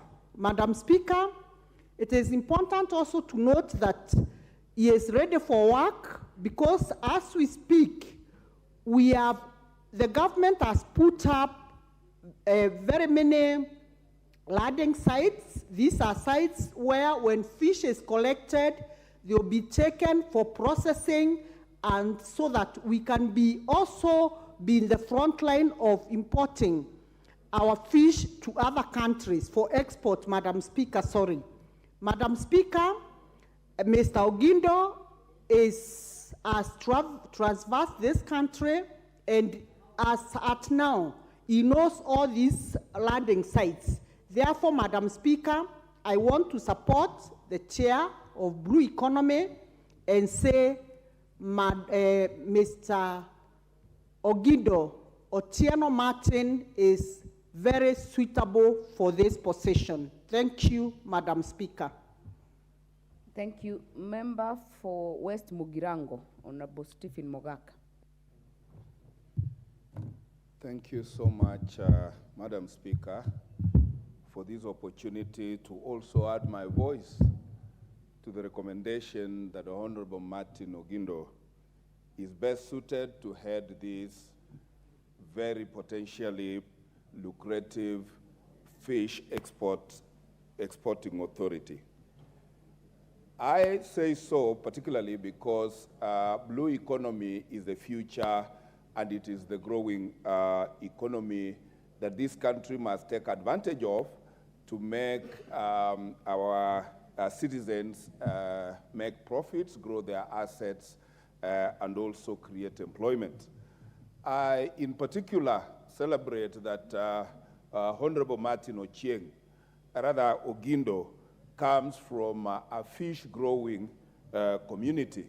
So organically, he has all knowledge about fish from the time the eggs are hatched until we have fish on our supper or lunch plate. And therefore, he has both local and academic knowledge about fish, fish farming, and fish marketing. Knowing that Honorable Martin is also a business graduate, leaves no doubt, therefore, that this is a candidate who knows the waters that he is going to navigate. I am particularly keen about this appointment because from the lake region where my constituency of West Mugirango lies, we have natural rain throughout the year. And we have a lot of wetlands which so far are not economically exploited to the benefit of the locals, because our communities have turned to growing trees on wetlands.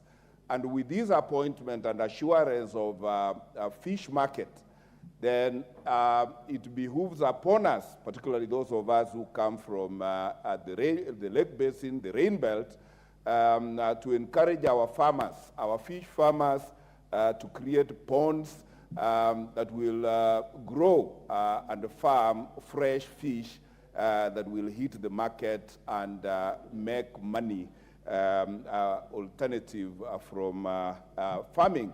I say so, Madam Speaker, knowing that arable farming or tea farming and cash crop farming from the region where I come from has become a bit frustrating. Because as I speak, fertilizer prices or cost of fertilizer has suddenly been deducted from tea farmers, leaving them with no income in this month of Easter. And therefore, I want to encourage my farmers to consider fish farming as an alternative. And now that we are assured of a professional head of the marketing agency of fish, I am sure that Kenya will be one of those countries that will be producing and selling fish to the world market. And I therefore encourage even our Ministry of Foreign Affairs to consider having serious trade attaches in our missions who understand that fish is now a new crop that is, or a new export that is likely to be available from Kenya, so that the countries where we have missions, we want trade officers in those regions to assist Honorable Martin in selling Kenya fish to the countries that they have been deputed to represent Kenya. And above all, fish, Madam Speaker, is white meat. And medics and nutritionists are advising that some of us, as we grow older, should avoid red meat. And therefore, the alternative is fish, which therefore also guarantees local market for fish, besides the medicinal value that the coastal parliamentarians have advised us. Since I'm going to committee meeting in Mombasa, I will sure try and test that, that soup to see whether when I come back, itakuwa sawa. Thank you, Madam Speaker. I support this motion. Thank you. Member for Wajir North, Honorable Ibrahim. Thank you, Madam Speaker. Madam Speaker, I read the report, and it brings two perspectives to the fore: the credibility, competence, qualifications of members of parliament, both present and former members of parliament, and fishery as a livelihood. Madam Speaker, outside this house, members of parliament have been depicted as people who are illiterate, not competent as such to hold any public office. Today, I'm impressed. In front of us, we are approving a former member of parliament who is well educated. We are no longer illiterate as perceived. Some even see us not only illiterate, they see members of parliament as innumerate, that they can't even count 1, 2, 3. That's why we earned funny names, funny tags in the name of MPs, that we are undeserving of any remuneration, salary befitting our status, Madam Speaker. I'm impressed. The appointment of Hon Martin Otieno Ogindo proves that members of parliament are up to the task and are well educated to deliver services to citizens of this country. The second thing, Madam Speaker, is on Kenya Fisheries Authority. That is a very important livelihood cutting across the country, the breadth and length of this country, and it is important it gets all the facilitations necessary to make sure that it is operationalized. I envy, on a positive note, Madam Speaker, that Kenya Camels Authority is not being debated, in as much as it is the livelihood of over 4 million Kenyans in 70% of our landmass. However, this is a very important sector. I'm sure we are yet to exploit our capacity in terms of production and exploiting fishing. Madam Speaker, I'm impressed that honorable member is qualified and conforms to the required statutes of our law. So there is nothing much to bespeak or nothing much to discuss on his credibility in terms of qualification. He's so competent, I do accept. Mine is how much are we into fishing and making sure that we support that livelihood at the communities that depend on it. I know there are various species of fishes that are very expensive and yet unexploited. There is this type of fish they call trout in Mount Kenya. I'm made to understand it's only the royal family that normally come over and do fish and export it to their motherland. A very expensive type of fish. There is a fish farm in Sagana, the same fish. They call it trout, a very expensive fish. It is time, I think, we protect our aquatic system. We are complaining that China is flooding our country with the import of fishes. It may be the same fish that have been fished out from our shoreline. It's about our capacity. Do Kenyans own ships? That is the question. Do we have a ship at least big enough, sufficient enough to do fishing so that our market, we can exploit our own domestic market before we think of marketing? Madam Speaker, I think it's time to think about handling storage facilities and trying to improve the fishing sector to a larger extent so that we can reap the requisite services and foreign exchange we want for our country. With those few remarks, I'm happy to approve, to be part of the approval of my former colleague, Honorable Martin Otieno. Thank you, Madam Speaker. Thank you, Member for Wajir North. Member for Emuhaya. Honorable Speaker, having gone through the report, Martin Otieno qualifies to take over the position that is being vetted for or has been vetted for. But I would quickly want to draw, Honorable Speaker, your attention to the situation within the fish industry and the tasks that await Oduor, because this is an area that has been very, very sentimental and very important to the people living around the lake, and the people on the coastal line of Kenya, while at the same time fish farming has now propagated itself into the interior. And that's why the government at one point had a policy whereby every sub-county, every constituency would create fish ponds to promote fish farming in this country. It is coming into this position at a time when on Lake Victoria, the Luangni beach has been removed, and now there's promotion of the Dunga beach on the lake. He's coming to this office at a time when the deep sea fishing on the Indian Ocean is no longer there, and we cannot pride ourselves in getting the high quality level fish from the ocean which we can export to other countries. And therefore, he should be ready as he takes over this job to deal with all these things, including and not limited to marketing of fish on both Lake Victoria and the Indian Ocean.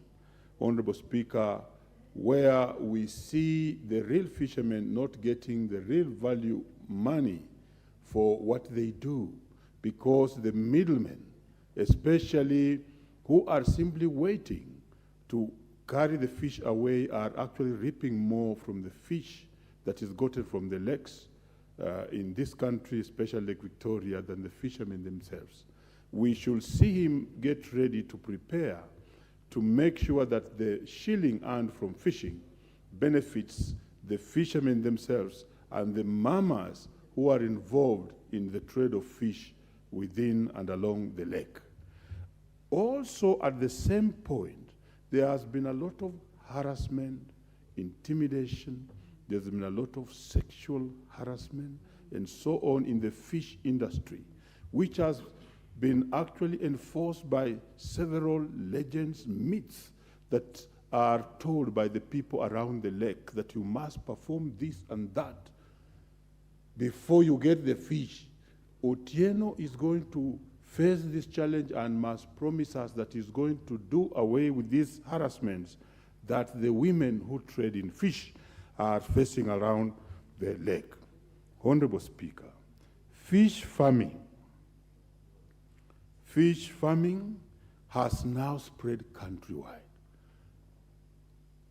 The Otieno must be ready to make sure that the increased fish consumption within the country, given that many people are now drifting away from the red meat and white meat, which fish is part of, is very popular.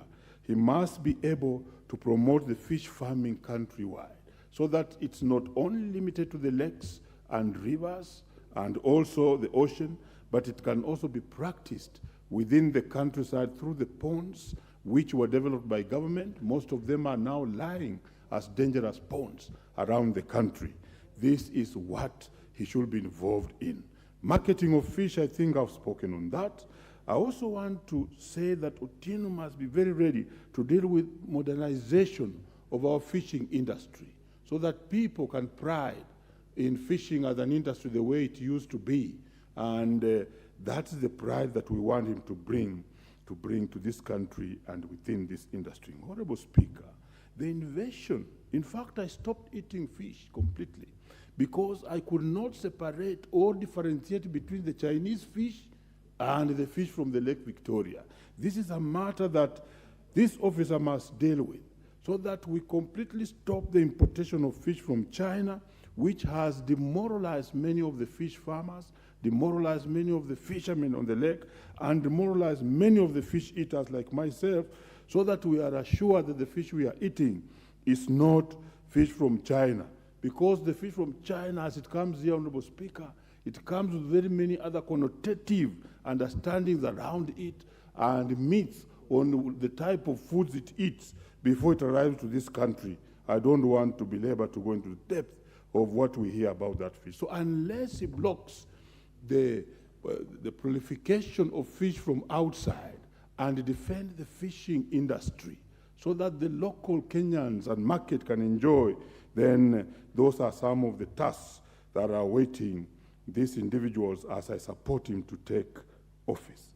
Finally, Honorable Speaker, I want to say that the Lake Victoria is thoroughly infested by the water hyacinth. So that's another area, because you cannot get this fish from Victoria until you deal with the water hyacinth, that you'll have to deal with, so that the hyacinth is removed. The efforts that were done by governments, previous government administration to remove the hyacinths have since stopped. And that hyacinth, once it takes over the lake looks like it is a field where you can play football and fish does not thrive. There's another model type of fishing that has arrived on Lake Victoria, and this one is called fish caging. I don't know if you have heard about it, Honorable Speaker.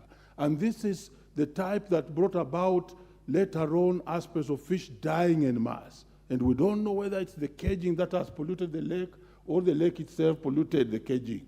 This is a matter that's also lying on his table to deal with so that this industry is promoted. Honorable Speaker, I chose to speak on the tasks and things that affect fishermen in this country, which our very able nominee approved here by Parliament will have to deal with as he arrives in office and sanitize this industry.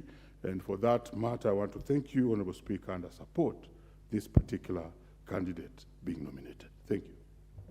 Thank you. Mbunge wa Mombasa.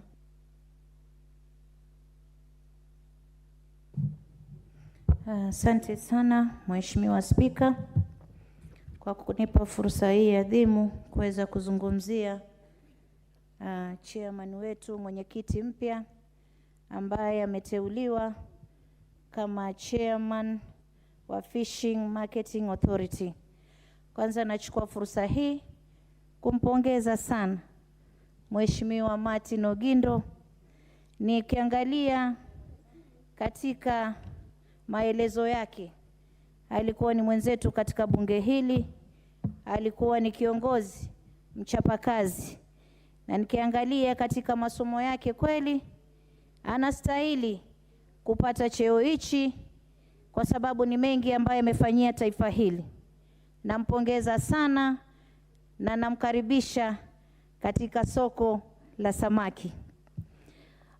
Mheshimiwa Spika, kama mama Mombasa, sote twajua blue economy sehemu kubwa imeshika sehemu yetu ya wapwani. Na wavuvi wetu ndio katika watu ambao ni maskini sana katika taifa hili. Wanaingia baharini kwa baridi, wanavua samaki, lakini wakitoa samaki baharini huku nje pia hawana soko. Unapata mvuvi ametoa samaki za kutosha, lakini atakaa nazo bandarini, hakuna mnunuzi, samaki zinaharibika.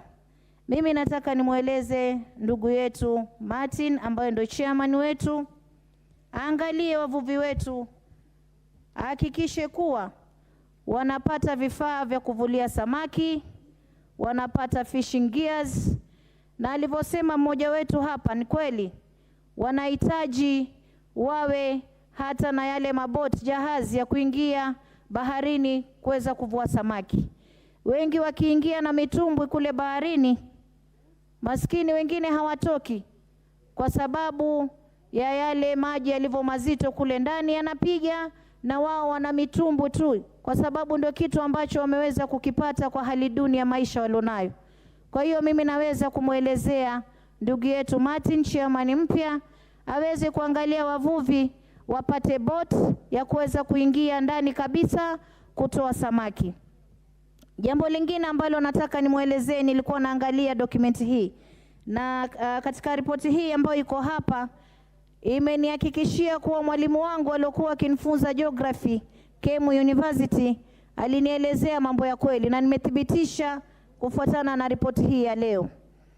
Ripoti hii imeonyesha hakika kuwa China wanavua samaki zetu kwa wingi sana kule deep sea, na ni sehemu ambayo iko katika anga za Kenya, ni sehemu ambayo iko katika taifa la Kenya. Mimi nataka nimwelezee ndugu yetu Martin ambaye ndio chairman, aweze kufuatilia na serikali kuhakikisha kuwa Wakenya sehemu yetu ya kuvua samaki tuvue sisi wenyewe, tuweze kuuza sisi wenyewe samaki zetu hapa ndani Kenya na kule nje. Manake Mchina anavua katika anga zetu sisi, anatoa samaki kwa wingi sana, kisha anakuja na tuuzia sisi. Mimi nitajiuliza tu swali, kama si ujinga ni kitu gani? Mtu aje shambani kwako, avune mazao yako, aje akuuzie wewe kwa bei ghali, na wewe ukae umenyamaza. Ni wakati serikali ichukue hatua, tuangalie kuwa kama vile Wachina kwao wanatoa ulinzi katika anga zao, na sisi anga zetu za Kenya ziweze kulindwa. Wavuvi wetu wamekuwa maskini miaka mingi, ni wakati sasa wavuvi waweze kutambulika katika taifa hili, wapewe sehemu yao kama inavyohitajika, ili tuweze kuona uchumi wa Kenya ukipanda juu. Jambo la pili, ningependa kuelezea kuwa samaki inaliwa na watu wengi sana. Wengi sasa hivi utapata unakimbia nyama kwa sababu ya madhara ambayo inakuja na nyama. Lakini hata ukienda hospitali daktari anakuambia white meat. Sisi tuna samaki. Na nataka tuenzi samaki kama vile mataifa mengine yanavyoenzi samaki. Natembea katika supermarket zetu nyingi sana, nikiangalia wanauza samaki kutoka katika ziwa Victoria ambao ni maji baridi. Mimi ningeomba waweze pia kuuza samaki kutoka maji ya chumvi, ili tuweze kuinua uchumi wa wavuvi wetu wote wa kutoka pwani na wa kutoka bara.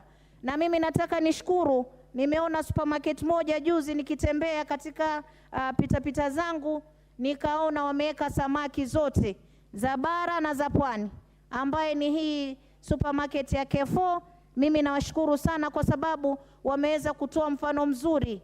Tusiuze tu samaki ya kutoka ziwani peke yake, tuangalie pia na samaki ya bahari, ili tuweze kuboresha ile soko la samaki. Jambo lingine ambalo nataka kuzungumzia, Mheshimiwa Spika, sehemu ya kuweza kuhifadhi samaki imekuwa pia donda sugu kwa wavuvi wetu.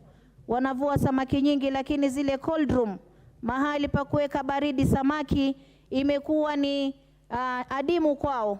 Na wengi utapata wamekaa kule kando ya bahari na samaki wao, wanakuambia nisipouza leo, mimi kesho takuwa samaki umeharibika na watoto wangu hawatopata chakula.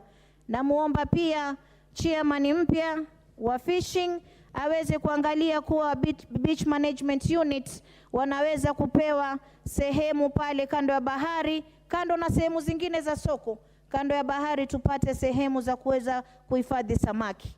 Na mimi pia ningependa kuelezea serikali, soko la samaki ni muhimu sana katika taifa hili. Na ukiangalia kule Kisauni, wavuvi wengi sana walinifuata kama mama county, wakanambia mama, tunaomba tujengewe soko la samaki. Kwa nini wanaomba? Kwa sababu wengi hawajulikani kama wana samaki, wamevua lakini pengine jirani yake na jirani ndio wanajua. Laiti wakipata soko ya kuweza kuweka samaki, itakuwa inaaminika kuwa lile soko pale ndio soko la samaki, na kila mmoja atawania kwenda kununua. Mheshimiwa Spika, jambo lingine ambalo nilikuwa nataka kusema ni kuwa tuangalia pia sehemu viwanda vya samaki. Toka tuelezewe vyajengwa, hatuoni vikimalizwa. Serikali imekuwa na uvivu sana katika biashara ya samaki. Kwa kweli ukiangalia hata ile ambayo yajengwa pale Liwatoni bado haijamalizwa. Kuna nyingine ambayo iko Malindi, kuna moja ambayo iko Ngomeni kule Magarini na zingine. Mimi ningeomba wapatie kipaumbele soko la samaki, waweze kujenga industry na factories ambazo tutaweza sisi kupeleka samaki wetu, tuweze kufanya packaging, samaki wa mikebe kama tuna na wengine. Manake ukitembea katika supermarkets utapata kuwa tunapata tuna kutoka India, tunapata tuna kutoka China, tunapata tuna kutoka hata mataifa jirani, wakati ambapo sisi Kenya tuna wetu hapa, tuna ngege, tuna ile mbuta, tuna samaki kila aina ambao ni samaki tamu sana. Kwa hiyo mimi ningependa kuelezea kuwa waweze kuboresha soko la samaki, kwa sababu yeye mwenyewe ameingia katika kufanya marketing. Hakikishe kuwa samaki zetu wanazipa soko ambao ni soko italeta mazao hapa Kenya, itainua uchumi wa Kenya. Jambo lingine, Mheshimiwa Spika, mimi nilikuwa nataka kuzungumzia mambo ya sanitation ama mambo ya usafi katika bahari zetu. Meli nyingi zitapita zikimwaya pengine oil, zikimwaya mafuta ya gari ya meli, unapata kuwa pengine wanatupa taka pale baharini. Hii inaweza kuregesha soko ya samaki nyuma, kwa sababu samaki wengi wanakufa baharini. Ndio maana mheshimiwa mmoja amesema siku hizi utapata samaki wengi wamekufa lakini wako kanda ya bahari. Imetendeka pia Mombasa, imetendeka na sehemu nyingine. Ni jambo ambalo linatupatia wasiwasi sisi kama wabunge kuona kuwa samaki wengi na wale ambao wamekufa huwezi kutumia, kwa sababu hatujui wamekufa kwa sababu wamekula sumu ama wamekufa pale kwa sababu ya kitu gani. Kwa hiyo sisi tunaomba pia waweze kuboresha beach zetu kuhakikisha ni safi. Waweza kuwekewa hawa wavuvi wa samaki mahali pa kwenda choo, mahali pasafi. Waweze kuwapatia mavazi safi, mavazi mazuri ya kuweza kuwakinga na baridi kule baharini. Waweze kuangalia meli kubwa ambayo itaingia deep sea iweze kutoa samaki, tuweze kupata samaki zetu kwa wingi. Mheshimiwa Spika, naona muda unami, lakini nasema vifo baharini pia vimekuwa vingi. Tuangalie pia hawa wavuvi wetu wanapata enough training ya kuweza kujimudu, na wakiwa baharini wajue wakaweza kutetea maisha yao namna gani. Kwa hayo, asante Spika, na mimi napongeza sana hii.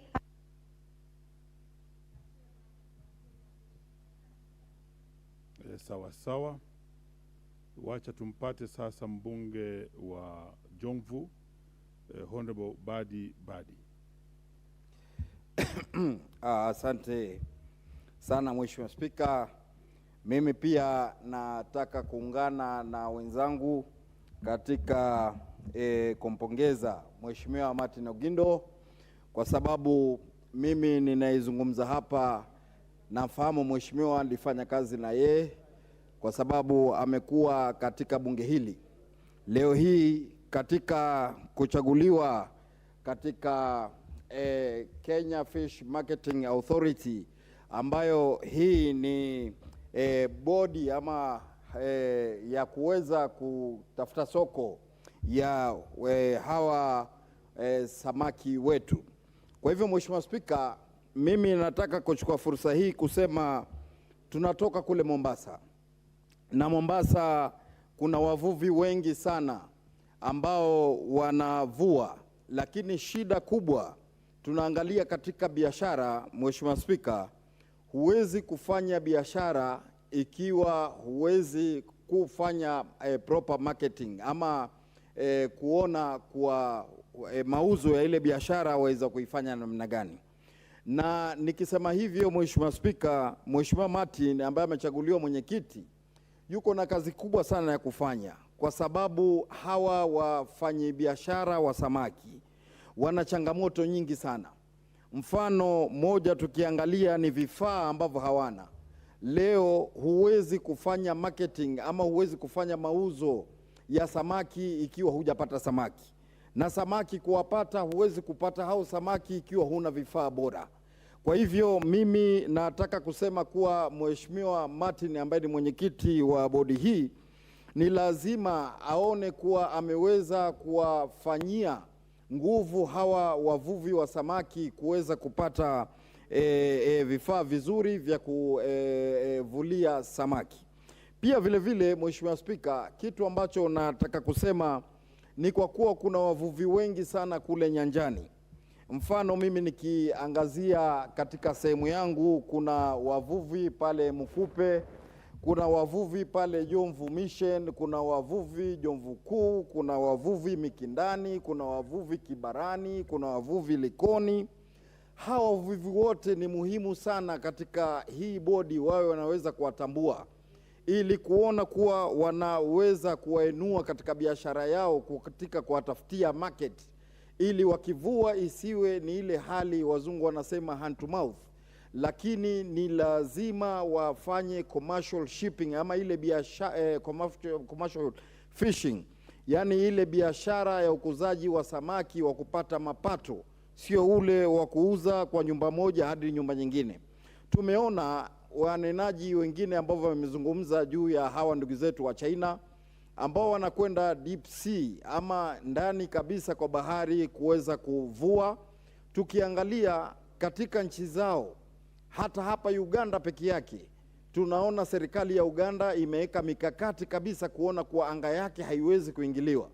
Kwa hivyo na sisi ni muhimu sana katika serikali yetu ya Kenya kuona kuwa hawa wa China wawe wamewekewa sheria, si ati wao sasa wavue samaki kwetu, alafu wakishavua samaki kwetu waje watuuzie sasa sisi ambao wametuvulia samaki tutoe pesa tuweze kununua. Ile ambao wao wanaweza kufanya, watu wetu wa Kenya pia wanaweza kufanya. Kwa hivyo jambo la muhimu ni kuona kuwa hii bodi imeweza kuboresha wavuvi katika sehemu zetu zote, iwe Lake Victoria, iwe kwingine kote kule. Tumeona katika ziwa Victoria ambao wavuvi wengi waliondolewa katika sehemu ambazo walikuwa wakifanya kazi, hivi sasa wako mahali kunaitwa Dunga Beach. Jambo la muhimu ni kuona kuwa marketing ile itoke nje ya Kisumu na sehemu nyingine ambazo wanaweza kuuza mapato yao ili waweze kupata pesa zao. Kwa hivyo Mheshimiwa Spika, jambo la muhimu tu kulingana na wakati na mimi niweze kuachia wenzangu wapate kuchangia, ni kwa kuwa tutampongeza Mheshimiwa Martin pamoja na timu yake yote kuona kuwa waweze kufanya kazi, na pia vile vile wajue kuwa sisi kama wabunge tunaunga mkono, kwa sababu tunamjua Mheshimiwa Martin Ogindo kuwa tajriba yake ya kufanya kazi, tumefanya kazi naye hapa. Mimi nikiwa mjumbe wa Jomvu, hii ni awamu yangu ya 3. Nimechaguliwa kutoka 2013 mpaka leo. Kwa hivyo hali ya Mheshimiwa Martin naijua, na mimi nataka nimwambie kuwa tutaweza kufanya kazi pamoja, kushikana na yeye pamoja katika kuona kuwa tunaboresha mambo yetu ya uvuvi na samaki wetu. Asante Mheshimiwa Spika, na Mungu akubariki, na nakushukuru kwa kunipa hii nafasi ili na mimi kuweza kuchangia. Asante. Very well. The Honorable Peter Kihungi, if he's not in the house, I will proceed. The Honorable Paul Biego Chesumei. Not being in the house, I'll move to the Honorable Eric Muchangi, Runyenjes. Thank you, Honorable Speaker. And from the onset, I wish to support the nominee, the Honorable Martin Ogindo. And Mr. Speaker, I wish to start by saying that the fishing industry is a very important industry in this country. And the Honorable Martin, having been a member of Parliament, is a person who is experienced. He's a man who comes from the lakeside.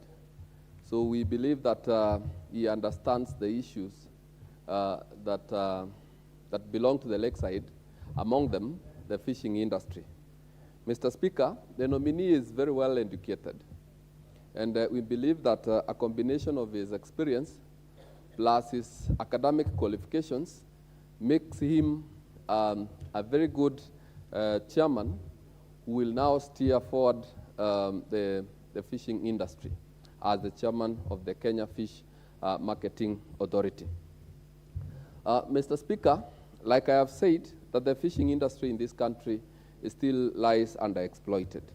And we only have around 0.54% contribution from the fishing industry or economy to the GDP. And this is a percentage that, Mr. Speaker, needs to be improved. Mr. Speaker, the fishing opportunities at the coast still remains underexploited. And we believe that with the nomination of this chairman, we believe that these opportunities at the coast will be exploited to the benefit of this country. And it is important, Mr. Speaker, that the allegations that have been said by one of our colleagues here be investigated, that there are foreigners who come to our deep seas to come and do the fishing and thereafter sell the fish to us, telling us that the fish comes from China. This would be an insult to the people of Kenya when they consume their own fish while still imagining that it is fish coming from China. So, Mr. Speaker, again, I like the comments that were made by my fellow Member of Parliament here, the Honorable Kuria Kimani, about the dams. Yeah? When we have the many dams that will be constructed by the Kenya Kwanza government, let there be a component of fishing. And also, Mr. Speaker, I know, you see, fishing is synonymous with the people coming from the lakeside. The people of Mount Kenya do not take as much fish as those from the lakeside or those from the coast region. What the people from Mount Kenya eat most is ideri, mokimo, and such. So we also would like this and modokoi. I am being reminded.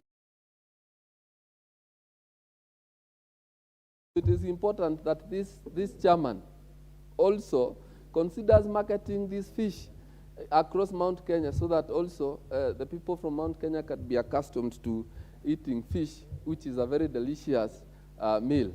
So, Mr. Speaker, with those few remarks, I wish to support the appointment of the Honorable Martin Ogindo as chairman of the Kenya Fish Marketing Authority. Thank you, Mr. Chairman, Mr. Speaker. Very well. The Honorable Kibet Komingoi. Thank you so much, Mr. Speaker. I rise to also support the recommendation of the Committee on the Blue Economy and Mining on appointment of Martin Ogindo.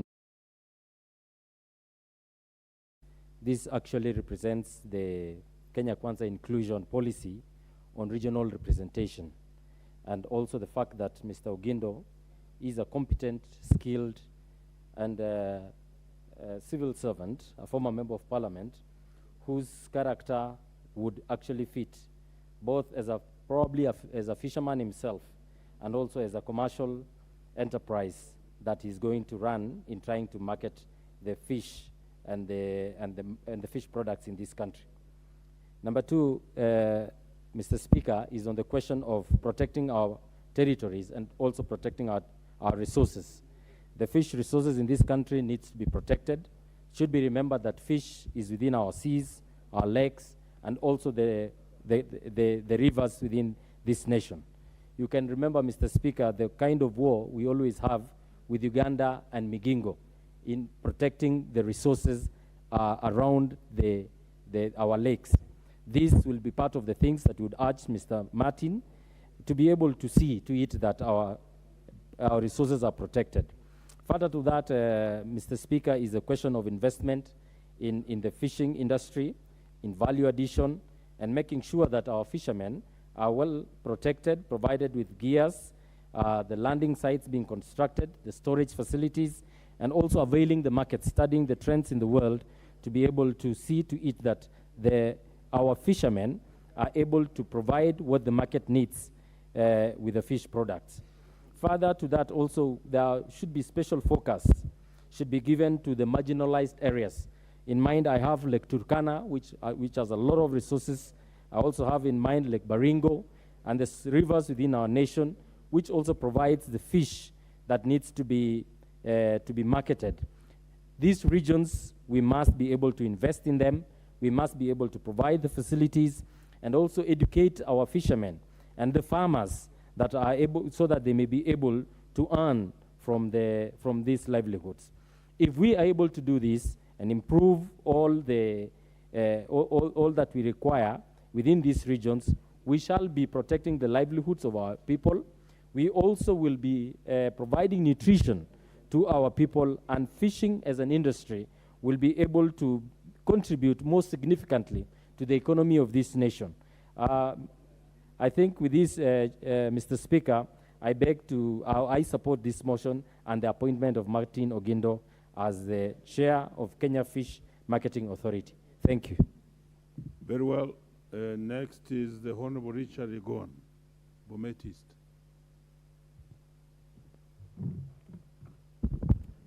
Thank you very much, Mr. Speaker, for giving me this opportunity also to weigh in my views on this, about this gentleman, Martin Otieno Ogindo. Mr. Speaker, this is something which I've also gone through his CV, and I just found out that this gentleman, Martin Ogindo, has got a vast wealth of experience of 20 years, which I know is going to bring on board into this authority of fish. What I wanted to add, Mr. Speaker, is that Mr. Ogindo, coming from the Lakeside region, he must be having a lot of wealth and knowledge about this industry. And again, I want also to put and challenge him by taking up this position that fish is one of the foreign exchange earners of this country. And if we see our neighboring countries like Uganda and Tanzania, personally, I've also been in that business of exporting fish, whereby I saw the fish going out of other countries. The other countries are taking more fish than Kenya. So we want him to get involved and check on all the challenges we are facing in our country to make sure that at least we also reap in the foreign exchange immensely. Again, Mr. Speaker, we have what is going on. I just heard, reading from the media, that the leader of opposition, Honorable Raila Odinga, want to take us back to the streets from after the Ramadan. And I want to see that, to tell the Luo nation that you must have seen now the Kenya Kwanza coming in and taking one of your own, that we are all inclusive. And this is a way of just trying to unite the country, and giving this chance to this gentleman means that Kenya Kwanza doesn't have these issues of saying these people never voted for us or never done this to us. So we want this one as an enticing factor, whereby to see Raila Odinga to check and see that we are trying to also support his own people from his area, his backyard. So we want him not to call off these issues of mass action by way of seeing that we are trying as Kenyans wanted to unite the country by appointing all the people from the whole country, from the whole region. So thank you. With all very new remarks, Mr. Speaker, I want to say thank you very much for giving me this opportunity. I support. The Honorable Mary Emase. Test us up. Thank you, Mr. Speaker, for the opportunity. Let me add my voice. And from the onset, I want to support the motion on the appointment of the nominee to the Kenya Fish Marketing Authority. Mr. Speaker, I do not know the nominee personally, but listening to my colleagues and the compliments that they have said about this nominee, and reading the report and seeing the kind of qualifications that the nominee possesses, I am convinced that the nominee has got the capacity to actually undertake the task ahead of him, and therefore we have faith that he'll be able to deliver in that particular portfolio. Mr. Speaker, having said that, I want to say that Mr. Martin has been nominated to a sector that has got immense opportunities. a sector that can create a lot of employment opportunities for the youth and the fishermen of this country. Mr. Speaker, I just want to appeal to the nominee that once he takes office, it is important that he puts mechanisms in place to fully exploit the agro-based maritime resources within that sector. Mr. Speaker, also this sector is a sector that has been faced by a lot of challenges, some of them which have been mentioned, I will not repeat. But I want to point one case on Lake Victoria. We've had a number of our fishermen being arrested by the neighboring country because of the issue of the boundary between Kenya and this particular neighboring country. And I want to appeal to him to work closely with the Ministry of Interior and ensure that he finds a lasting solution to this particular challenge. Mr. Speaker,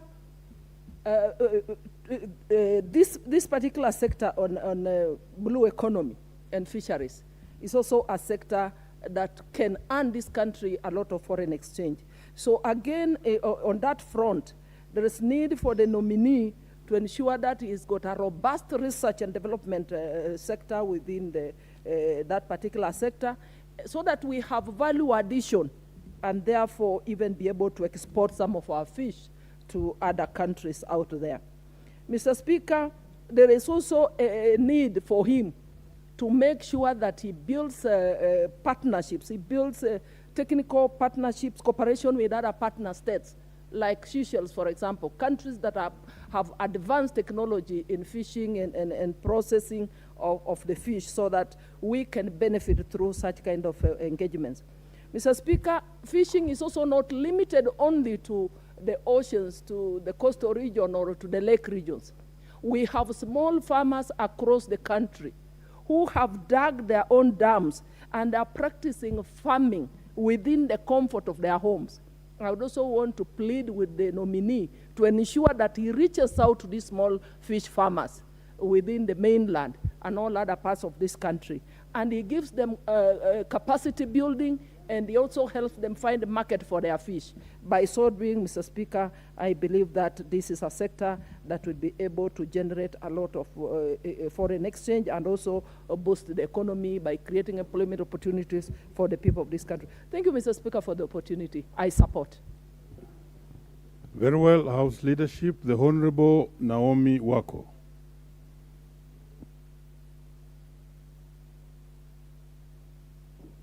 Thank you, Chair. And thank you, Mr. Speaker, for allowing me to add my voice to this very important motion of nomination of Honorable Martin Oginde, as I also congratulate him and also the committee that has sat and compiled this great report for us. Mr. Speaker, I have gone through the report. I have seen that Honorable Martin is qualified and is well experienced, and I have a lot of faith in him that he will bring the necessary growth and transformation in that sector. And putting into consideration that blue economy is the future of our country, I would want to urge Honorable Martin to give attention to some few points that I will raise so that we grow this sector to its full capacity. Mr. Speaker, we know very well that Kenya has resources spread over an area of 245,000 kilometers square, or 42% of its total land area, which makes our country maritime state. That is a gift that God has given us that we need to utilize well and also earn our living from it. If we give a lot of attention and if the government invests a lot in this, then we will be able to get good income from it, because we know that giving it attention, investing enough, will create more jobs for our people. Especially now that we know that a lot of our young people are jobless, and we are encountering a lot of problems because they are not occupied most of the time. This will also help us to spur our economy and also take care of our food security. That is why we need to invest in blue economy as a country, and especially now when we have many investors also who are interested in investing in our country. Mr. Speaker, we know that in the past we have not done well in investing in this area, but this is the time that as a country and as a Kenya Kwanza government, we need to give it all the attention that this sector deserves so that we can gain all that we need to gain from it. In 2018, the then Agriculture CS Mwangi Kiunjuri said Kenya was losing over 440 billion annually by failing to fully exploit the blue economy. I don't think that we have changed that situation even to date. And that is why we need to invest so that the 440 billion that the then CS, who is today a member of parliament in this honorable house with us, said that we were losing on annual basis. 440 billion is a lot of money that can take care of our economy. Mr. Speaker, we know very well that this country has a lot of opportunity. And as I said, especially when it comes to job employment, I want to urge the nominated the CEO, the nominated chair, to give it the face of the country. Because where I come from, we are not associated with fish. We are known as people who love goat meat, cow meat, and all these others. But when it comes to fish, even in employment, many times we are not considered. And so I want to request that that sector, the blue economy sector, be considerate enough to give us the face of the country when it comes to employment.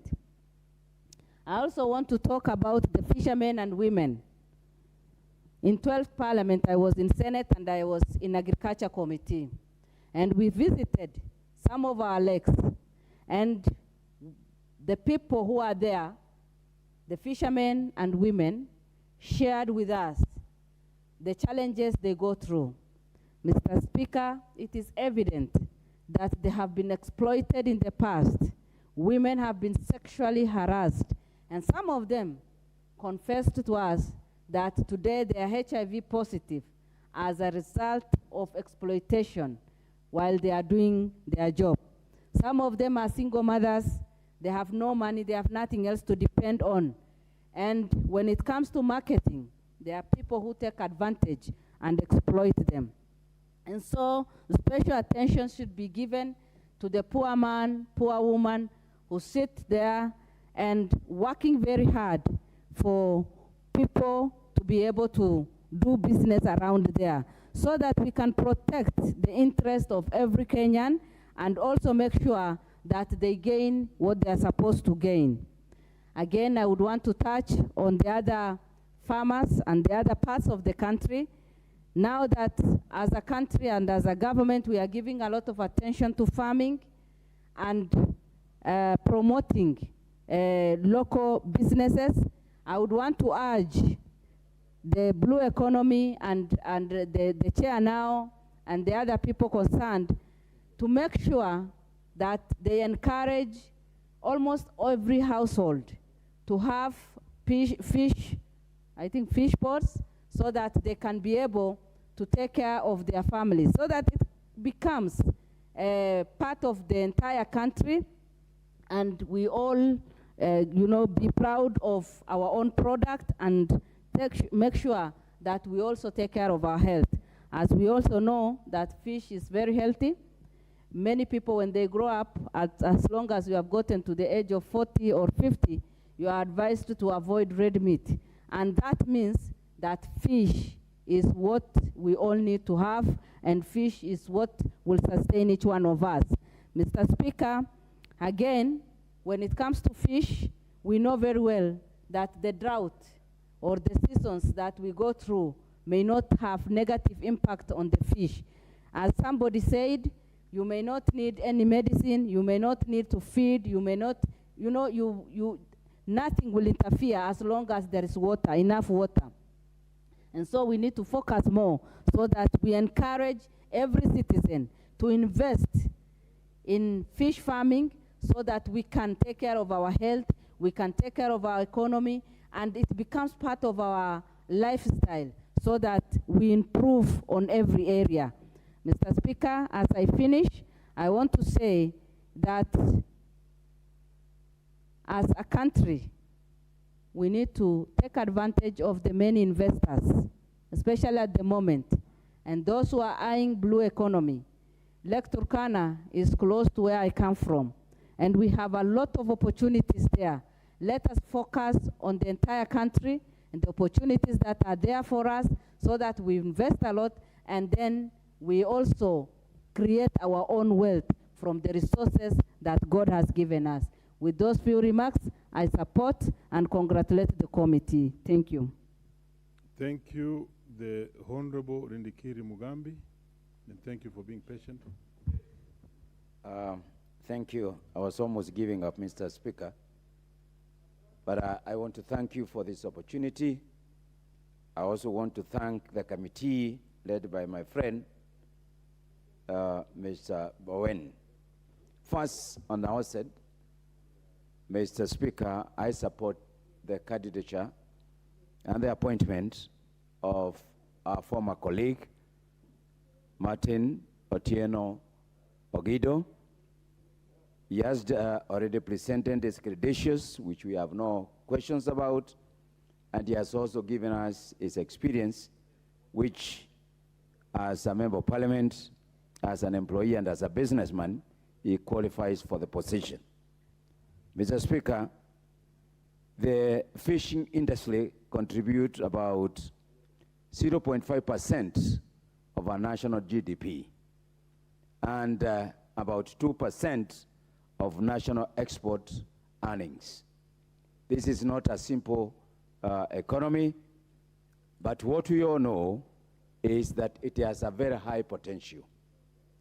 Therefore, Mr. Speaker, we're looking forward as Otieno takes up this responsibility of heading the marketing authority for fish. We hope and believe that practically he shall do what this job entails. But based on his commitment and the Kenya Kwanza expectations, he is going to be the best candidate. Mr. Speaker, the blue economy touches so many sectors of our country. Tourism, the fish processing, manufacturing, and the value addition. There is sports associated with fish. There is employment and foreign exchange earner. So, Mr. Speaker, we are not talking about a very small industry. The only difference is that in the past, it was not given any prominence, but now the Kenya Kwanza government has picked blue economy as one of the sectors that need to be matured and promoted. Mr. Speaker, I know there are so many things that need to be done in this industry, and that's what we expect Martin and his associate shall fulfill. Mr. Speaker, I have observed that there is a basic education and training that takes place concerning fishing. But I think the time has come that we academically promote the teaching of the fishing and related. Mr. Speaker, I note that there is a production of different types of fishes. Now, we have to look at this very critically because, as I said, the benefit will be determined by the kind of activities that we expect from the production. Mr. Speaker, storage is a serious challenge. And at this point, I want to state to the members' benefit that I'm started practicing fish. And the famous trout fish that was mentioned here, I have started practicing it, and I border next to Kenya Trout Farm, which is owned by the former president, Mr. Mwai Kibaki. My zone, my constituency, is known for that fish. So I'm authoritatively speaking that we have a product that can earn this country a lot of money. We call it a wild fish because its behavior is not the normal fish. So when we're talking about production, we must start focusing on the kind of fish that is going to be of high value, either on export or even consumption. Mr. Speaker, the challenge faced by many of farmers is transportation and storage. And I think, because when you talk of marketing, you have to transport fish. So I hope the first thing that Martin and his team need to invest in, either directly or indirectly, is the transport and storage of fish. Mr. Speaker, we know Kenya is not isolated in terms of fish industry, and I think the team of Martin need to focus on international markets because they are but they should determine on the quality of fish and the type of fish that we shall produce. Remember, the international agreement that affects the trade of fish. So we cannot only talk about the local market, we should also talk about international market, and this is where now we expect Martin and the chairman of the authority to spend a lot of time bringing in a lot of investors to come and invest in the fish industry in Kenya. But we know the government itself, even if we are faced with challenges of revenue, still we can put a bit of money in this sector, and I'm asking the committee to consider spending a lot of money here because we have a potential of an industry that is going to grow, particularly to create employment, to create infrastructure development, to bring in tourism. Mr. Speaker, this is an alternative sector of our economy. And therefore, I'm asking, we are seeing a lot of conflict between communities, particularly in Baringo, and I hope I'm not going to be a victim of Kamket and the Baringo factor. I'm saying we need to start now inculcating to our communities that there is an alternative way of farming and earning income other than fighting for the limited resources of pasture. And I want to recommend fish farming in Baringo, seriously. I want to recommend fish farming in West Pokot, very seriously. I also want to recommend a lot of fish farming between my neighbors, Isiolo and Laikipia, so that now we don't start competing on the limited resources in terms of lanes. Mr. Speaker, I want to ask the committee to consider recommending to our budget committee, and I can see the share here, to allocate money for each primary school and secondary school to put up a fish fund, which will be both for teaching and the production of fish for our children. I think this will add value to the feeding program for our children. And I think, allowably, I will ask the members at one point in time that we consider the CDF for construction of a fish pond for each of our learning institutions, particular primary schools, and also secondary schools. Mr. Speaker, I would like that as we move on, in order to increase productivity, we must come up with various incentives to the industry, which are not limited to only in export investors, also in inputs and feeding of fish. Mr. Speaker, one of the challenges is the feeding of fish. What I've experienced, particularly as who are now farming fish in Mount Kenya, the feeding products for fish is a challenge in this country. And that's why places like where we come from, because we are not advantaged to have lakes and oceans in Mount Kenya region and the inland in general, we are faced with a challenge because we have to buy artificial feed, feeding product for our fish.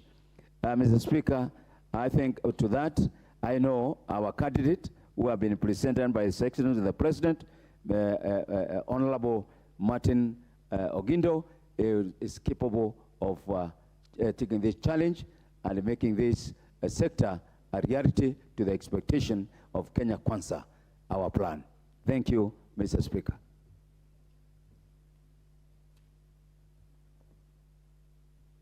Yes, the Honorable Ndindi Nyoro, MP Kiharu. Thank you very much, Mr. Speaker. For this Order, member. Following the preferences for members who have also been in the House for quite some time. So you may proceed, Honorable Ndindi Nyoro. Thank you very much, Mr. Speaker, for this opportunity to contribute to this very important motion. First of all, I want to laud the committee that sat down and considered what we are debating today. And also I wish to congratulate the chairman, the Honorable Martin Ogindo, for this very important appointment. Mr. Speaker, sometimes when people serve in politics the way we do, there is usually a misconception out there that possibly politicians have no capacity to be professionals. But Mr. Speaker, the cycle is that, and the truth is that, even before people join even this house or any other house or leadership role that is based in politics, these people, Mr. Speaker, majority of them are already qualified professionals, and they come actually almost seconded from the other areas that they previously served. And therefore, it is very refreshing to see a former member of this house now taking the reins in this very important board of taking care of the marketing of the fish and fish products in this country. Mr. Speaker, I believe that the issue before us is one of food security, one, number two, that of economy, and number three, that of nutrition. Because, Mr. Speaker, even as we talk about food security, sometimes we forget to align that food security with nutrition because they should always go hand in hand. Food security is not just having a full stomach. It is also in the composition of what makes the stomach full. And, Mr. Speaker, fish is one of the premium products that we actually consume, and it is important that we know we are dealing with those three elements as we talk about this board, as we talk about this motion, and all are critical. It is critical that we talk about food security. It is important that we consider nutrition, but also more importantly, that the activity itself, Mr. Speaker, is an economic activity and a premium economic activity for that matter. Mr. Speaker, globally, the industry of fish is a huge one, valued at approximately $268 billion US. Mr. Speaker, this is more than double the size of the Kenyan economy. The fish industry in the world is in itself bigger than the entire GDP of our country multiplied by 2. This, Mr. Speaker, shows how important this is in the economic sense, and the more the reason that we should be having bodies that look after that very important activity. Mr. Speaker, even talking about the membership itself that we are considering, I have gone through the CV of the people who have been proposed to serve in this marketing board, Mr. Speaker, and it's enviable. The chairman has got a master's in science, Mr. Speaker, from the University of Nairobi, and also having also acquired a an undergraduate, Mr. Speaker. And even the membership itself, these are very competent people that will be leading this important enterprise. Mr. Speaker, however, sometimes we get it wrong. When we talk about fishing, sometimes it is, we are misled to think that fish only comes from lakes and oceans. But Mr. Speaker, looking at the data, even from the Kenya National Bureau of Statistics, some of the counties that are very unlikely to produce fish are actually the highest producers of fish. Counties like Kakamega is very high. Mr. Speaker, county of Nyeri, where the member for Mukureni, who is seated just next to me, is actually top 7, including my county of Muranga, because aquaculture is also a huge segment within agriculture that produces fish. And in terms of fish pots, Mr. Speaker, and production of fish, unbeknown to many who may think probably that the areas around Mount Kenya, which is the mountain, that they rely on fish from the other areas, Mr. Speaker, fish is produced across the country, from the western side to the Mount Kenya side, Mr. Speaker, and this is important, and especially as an economic activity and also as a source of quality food, Mr. Speaker, in terms of enhancing nutrition. Mr. Speaker, when we talk about fishing, and especially that which happens in oceans, sometimes, Mr. Speaker, this is a boundary issue.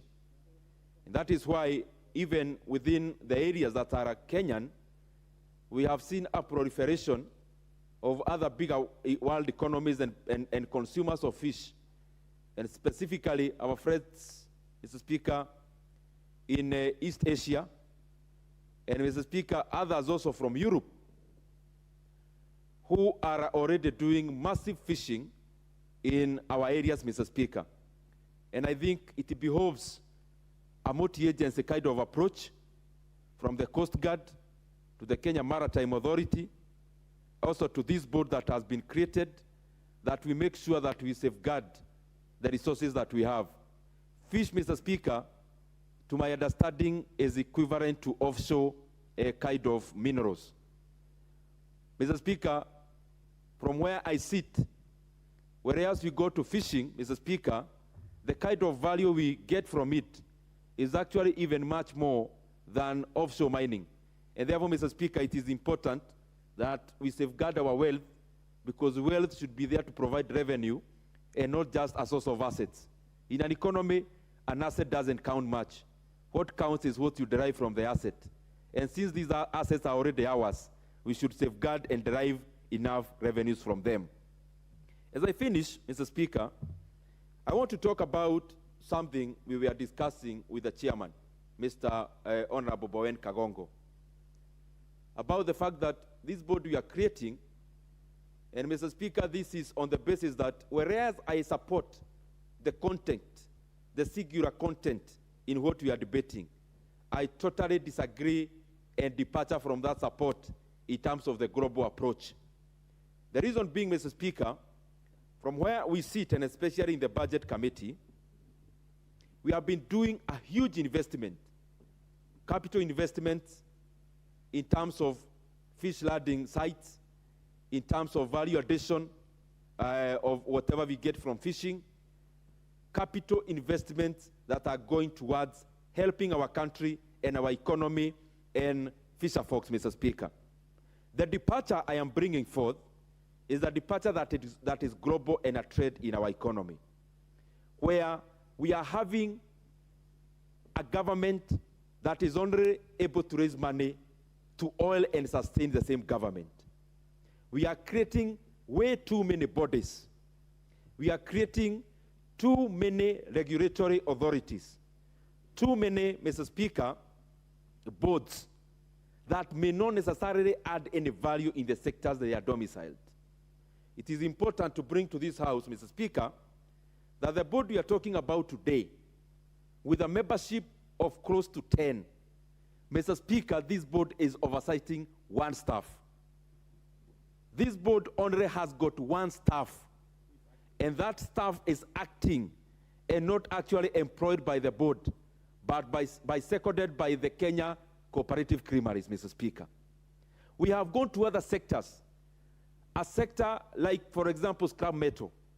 Mr. Speaker, with a membership of 9, Kenya's Scrap Metal Authority, Mr. Speaker, council has got only one staff also, seconded from the ministry. And Mr. Speaker, that is why we are a bit more stringent in how we look at money bills also. We cannot continue to create an authority, a body, after every other product. Because the head of this, Mr. Speaker, is that we become a more regulated government. We have a government that plays a very huge role in the economy. And for an economy to be efficient, it is the private sector who should be marketing this. It is the private sector who are already there and making money, Mr. Speaker, who should be taking the lead role. And Mr. Speaker, this is something we must interrogate as this House. Currently, the government of Kenya has got Okay, you know, he should have begun with this. Add him 1 minute. Mr. Speaker, this government and our country, as a country, number one, as a republic, a nation, and a state, we are failing in regards to Kenya as a state, because we are becoming a very overregulated economy, Mr. Speaker. We have got 334 sagas, SOEs, authorities, Mr. Speaker, regulatory authorities, and tribunals. If you look at this, Mr. Speaker, majority of these bodies, authorities, duplicate their roles. We need as this House to be very critical, Mr. Speaker, going forward, that we downscale these 334 or so, because majority of them actually only serve the egos of the people who occupy positions, other than rendering quality service to the Kenyan people, and especially in the sectors they are domiciled. And I hope in the fullness of time, we are going to face this issue head-on, so that we do not have an overburdened country in terms of recurrence, and channel most of our resources in production, Mr. Speaker, in quality regulation, other than over excessive regulation. The government should serve the private sector, not do what the private sector should do. Mr. Speaker, I submit. Very well. You can also have a chance of bringing a substantive bill that relates to the matter that you have addressed lastly, which is of great importance to this country. Next, let's have the MP for Sotik, Honorable Francis Sige. Mr. Speaker, thank you very much for giving me this opportunity to also support the motion. And on the onset, Mr. Speaker, I want to support the nomination of Mr. Honorable Martin Otieno Oginde. Chairman, by doing so, by extension, I want to thank the chairman of this committee. Mr. Chairman, Mr. Speaker, the chairman has done a very good job with this committee by looking at the person objectively and looking at the qualifications, Mr. Speaker. I'm very, very impressed. So this goes to the chairman of that committee, who has done very well. Mr. Martin Otieno Ogendo is a person of repute, a person of long standing in both political and managerial skills. Mr. Speaker, his academic qualifications cannot be questioned. And I know him personally. I know he'll deliver. So, Mr. Speaker, I want to say that today, fisheries has benefited, fisheries department. On the same note, Mr. Speaker, I want to thank the Kenya Kwanza government for creating a Ministry of Blue Economy. It's a serious thing. And the president, in his wisdom, saw it fit to create this very important ministry to look at this sector more seriously. And Mr. Speaker, I think I want to talk about what we should do, and this is going to the nominee. Number one, Mr. Speaker, I'd like him to concentrate on fish farming in this country. And Mr. Speaker, I have served in Mount Kenya for so many years. And far from what people are talking about, the Sagana fisheries in Kirinyaga County has played a very key role in actually promoting fish farming in Mount Kenya region. And as we talk now, Mount Kenya people are one of the highest consumers of fish and producers of fish. And we would like to support this. And Mr. Speaker, we would also like to see a change in behavior of our people to consume more fish. So that we see, apart from Lake Victoria, which is going out of production because of the depletion of tilapia, we also promote the small-scale farmer. A small-scale farmer in fish ponds, Mr. Speaker, is a very important farmer. And therefore, I support this motion. And further, Mr. Speaker, I was encouraged yesterday when the President appointed somebody to be in charge of Coast Guards Authority, which goes to tell you that this government is more serious in protecting this fishing industry. And therefore, I commend this government. We want to continue. We want to see more protection in Migingo. We want Migingo to be secured so that our people can be able to get fish. I want the Ministry of Interior to really look at this issue. Mr. Speaker, I also would like to talk about the infrastructure which my colleague talked about, that we need to look at the marketing aspect of fish and actually focus on whether we can also export fish. It's possible, Mr. Speaker.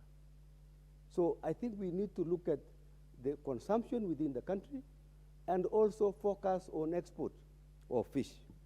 And I'm very sure this country can benefit a lot from this. And more important is on nutrition, because fish is of high value. And therefore, we need to encourage our people to eat fish. Mr. Speaker, I think one of the issues which I also wanted to talk about is the issue of the small fishermen who are actually living from hand to mouth. How do we protect these fishermen so that they can be able to get more income from this upcoming industry? I think, and I propose, that for future, we need to look at cooperative movement.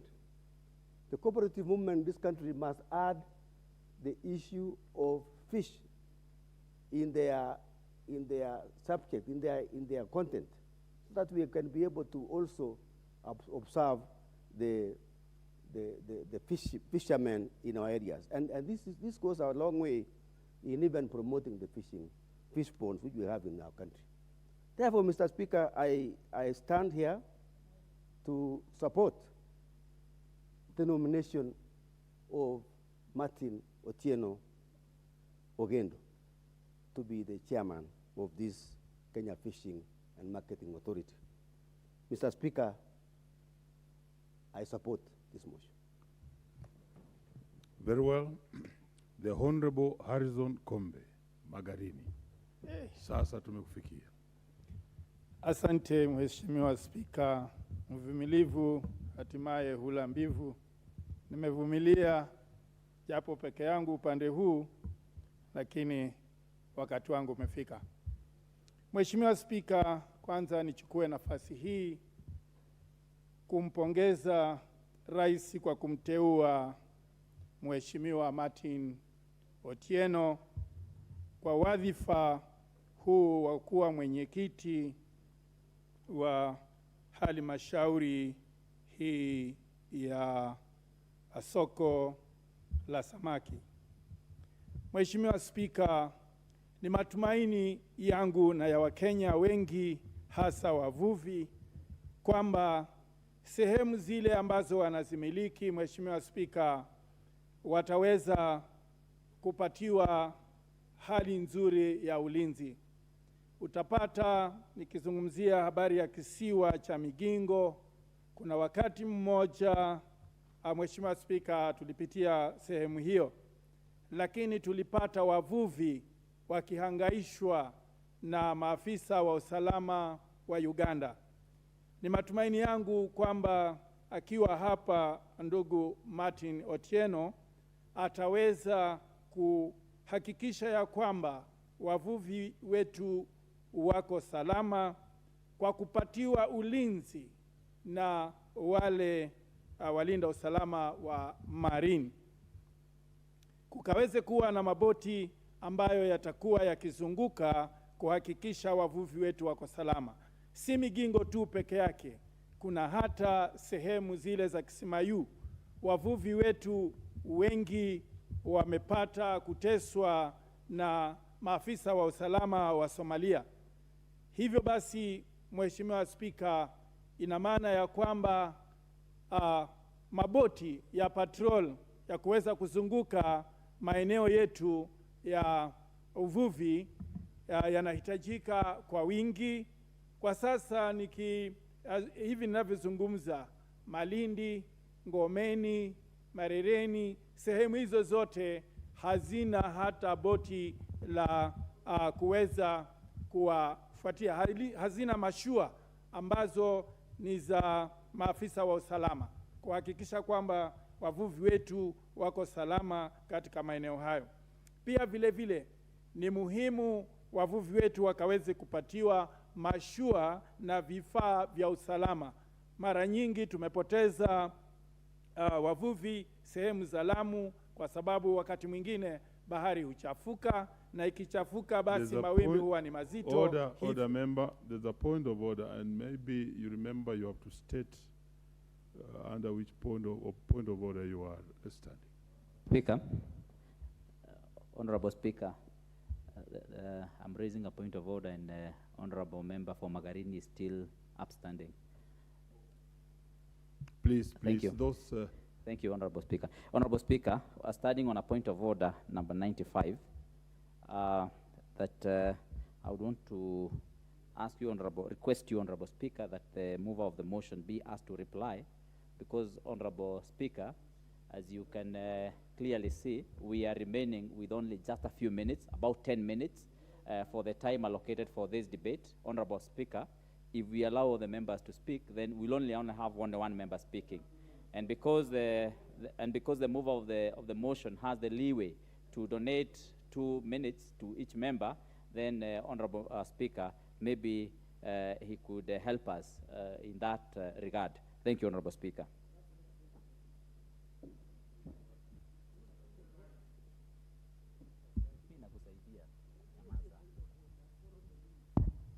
Mheshimiwa Speaker. Order. I think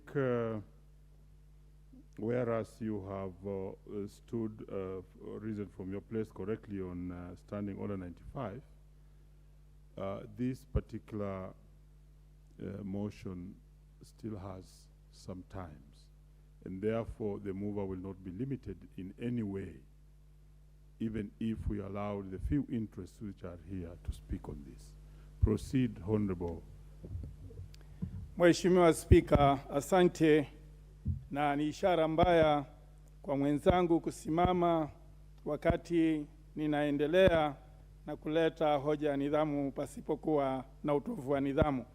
Mheshimiwa Spika, kuna haja ya kuhakikisha ya kwamba wavuvi wetu wawe wa ziwani, wawe wa baharini, wanapewa vifaa vya kutosha vya kuweza kufanyia kazi zao, hasa vifaa vya usalama. Iwapo kutakuwa bahari imechafuka ama ziwa limechafuka, wawe wanaweza kujimudu, hata ijapo mashua imezama, wawe wanaweza kuolea na kutoka nchi kavu.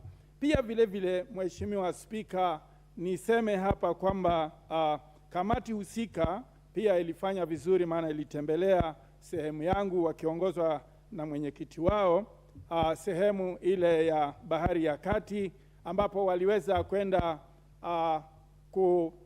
kuchunguza ujenzi wa chumba cha kuweka mashini ama mitambo ya kuhifadhi samaki. Ni kazi nzuri ambayo wameifanya, na kadhalika pia vile vile imeweza kupanua hiyo sehemu kwa sababu stima imeweza kuvutwa mpaka sehemu hiyo, ambapo wananchi wa sehemu hiyo pia nao watapata nafasi ya kuweza kupata stima kwa kutumia majumbani mwao. Mheshimiwa Spika, hayo yote yakiendelea, Mheshimiwa Spika, pia vile vile niseme kuna haja ya kusambaza huduma hizi kuanzia sehemu za juu, Marereni, Kipini, huko kote pia kukaweze kujengwa sehemu za kuhifadhi samaki. Maana samaki wengi wanapovuliwa huwa wanaozea huko baharini kwa sababu hakuna nafasi ya kuhifadhi samaki hao, na pia vile vile soko wakati mwingine linakosekana, na basi wavuvi wanaenda hasara. Mheshimiwa Spika, niendelee na kumpongeza aliyeteuliwa Bwana Martin kwamba pia vile vile nimwalike aende akafanye kazi yake nzuri kama vile alivyoweza kuwahudumia wananchi katika sehemu ile aliyokuwa amechaguliwa. Ni matumaini sasa anaenda kuhudumia Wakenya wote kwa jumla, na kwa hayo machache au mengi ninasema ninaunga mkono uteuzi wake. Asante. Very well, the Honorable Gichimu Githinji is in the house. Thank you, Mr. Speaker, and because of the interests that are there and the limited time that we have, I'll wish to take the least time possible, because in this matter we are just supporting, for those who are supporting like me, the nomination of this honorable member, Honorable Martin Otieno, to be the chairman of the Kenya Fisheries Marketing Authority. Mr. Speaker, first of all, fisheries is a very big contributor to the food security in this country. And what I would propose is that before even we think of marketing, we need to think of production, because we cannot market what we don't have. Statistics have it that the demand of fish in this country is over 600,000 tons, whereas the production is only about 150,000 tons. So, Mr. Speaker, the first focus is on the production, so that even if so that this board can have something to market. And I support the creation of this board and even the appointment of the board, because fish is a very important sector, and it's very lucrative in terms of even resources. What the board also needs to do, Mr. Speaker, is also to look at the issue of the poaching. Fish poaching against the Kenyan coastline and the territorial waters is very high.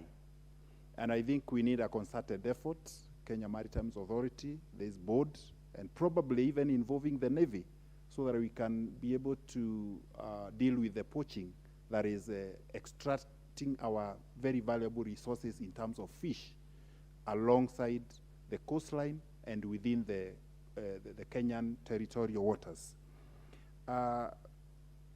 As I conclude, the use of technology, you know, these other countries that are usually invading in our territories are using very sophisticated equipments to be able to fish, process, package, and even market their fish while they are still in the waters. So I believe this is an area that they also need to look at, so that we can also be able to match those other countries that are very good at this, including value addition and also to try reduce on the cases, the wrangles that have been there. We've seen instances whereby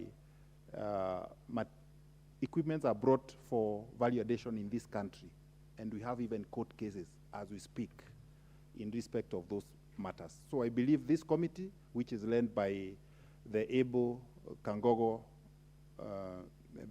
Bowen, will be able to look at all the aspects in respect of the fish farming and be able to help the fishermen and also improve in terms of the production of fish for this country. Thank you, Mr. Speaker, for that opportunity. I support.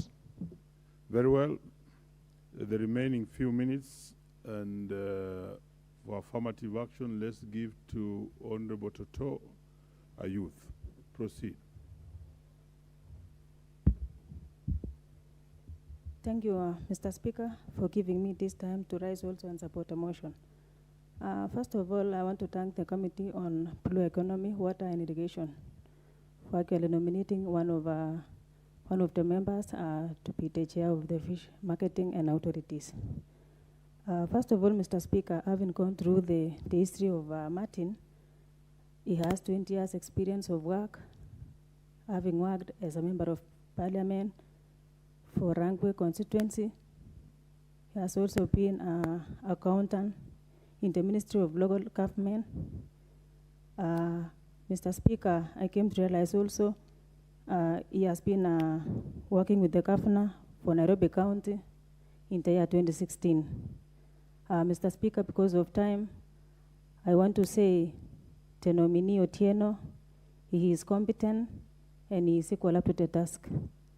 Therefore, I rise and say I support the motion to be the chairperson of the Kenya Fish and Marketing Authorities. Thank you, Mr. Speaker. My card has been having a problem, but I thank God today I've been given that opportunity. Thank you. Very well. The Honorable Geoffrey Mwangi. Thank you, Mr. Speaker, for the opportunity to lend my voice to this very, very important motion. And Mr. Speaker, from the onset, allow me to say that I support the report of the committee on the nominee, Mr. Martin Ogindo, and I wish him all the best as he takes the helm at this very important organization.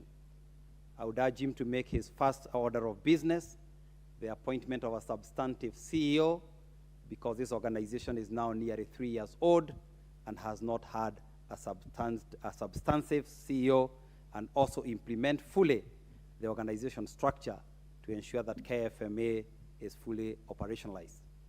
I would also urge him to make the protection of our fishermen, especially from foreign vessels, a priority to ensure that Kenya continues to reap a maximum benefit from this very important industry. Mr. Speaker, I would like to point out that unfortunately, fishing has always been seen as something that happens at the Kenyan coast, all at the other end of the country, that is Lake Victoria and the other big water bodies.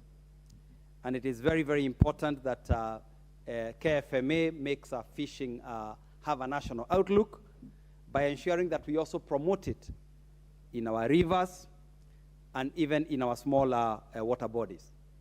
Mr. Speaker, for example, in my constituency, Tetu, we have a rare but much sought after fish called trout, which does very well in cold water. But there has been little or actually no government effort to promote the farming of this type of fish. Neither has there been any effort to promote consumption of fish, especially in the inland communities. So KFMA should not look at marketing of fish just as an export market, but also to promote a large local industry which can become a very, very good source of market for our fish. Mr. Speaker, we are told that by scientists, but because of these issues of climate change, the issues around carbon footprint, Going forward, we'll have to think about our sources of protein. Today, our sources of animal protein are predominantly beef, mutton, and others. But Mr. Speaker, let me point out to you that to produce 1 kg of beef, we have to emit about 99 kilograms of carbon. Yet to produce a kilo of fish just takes about 10. Order, honorable member. You still have a balance of about 4 minutes. We shall carry it forward to the next session.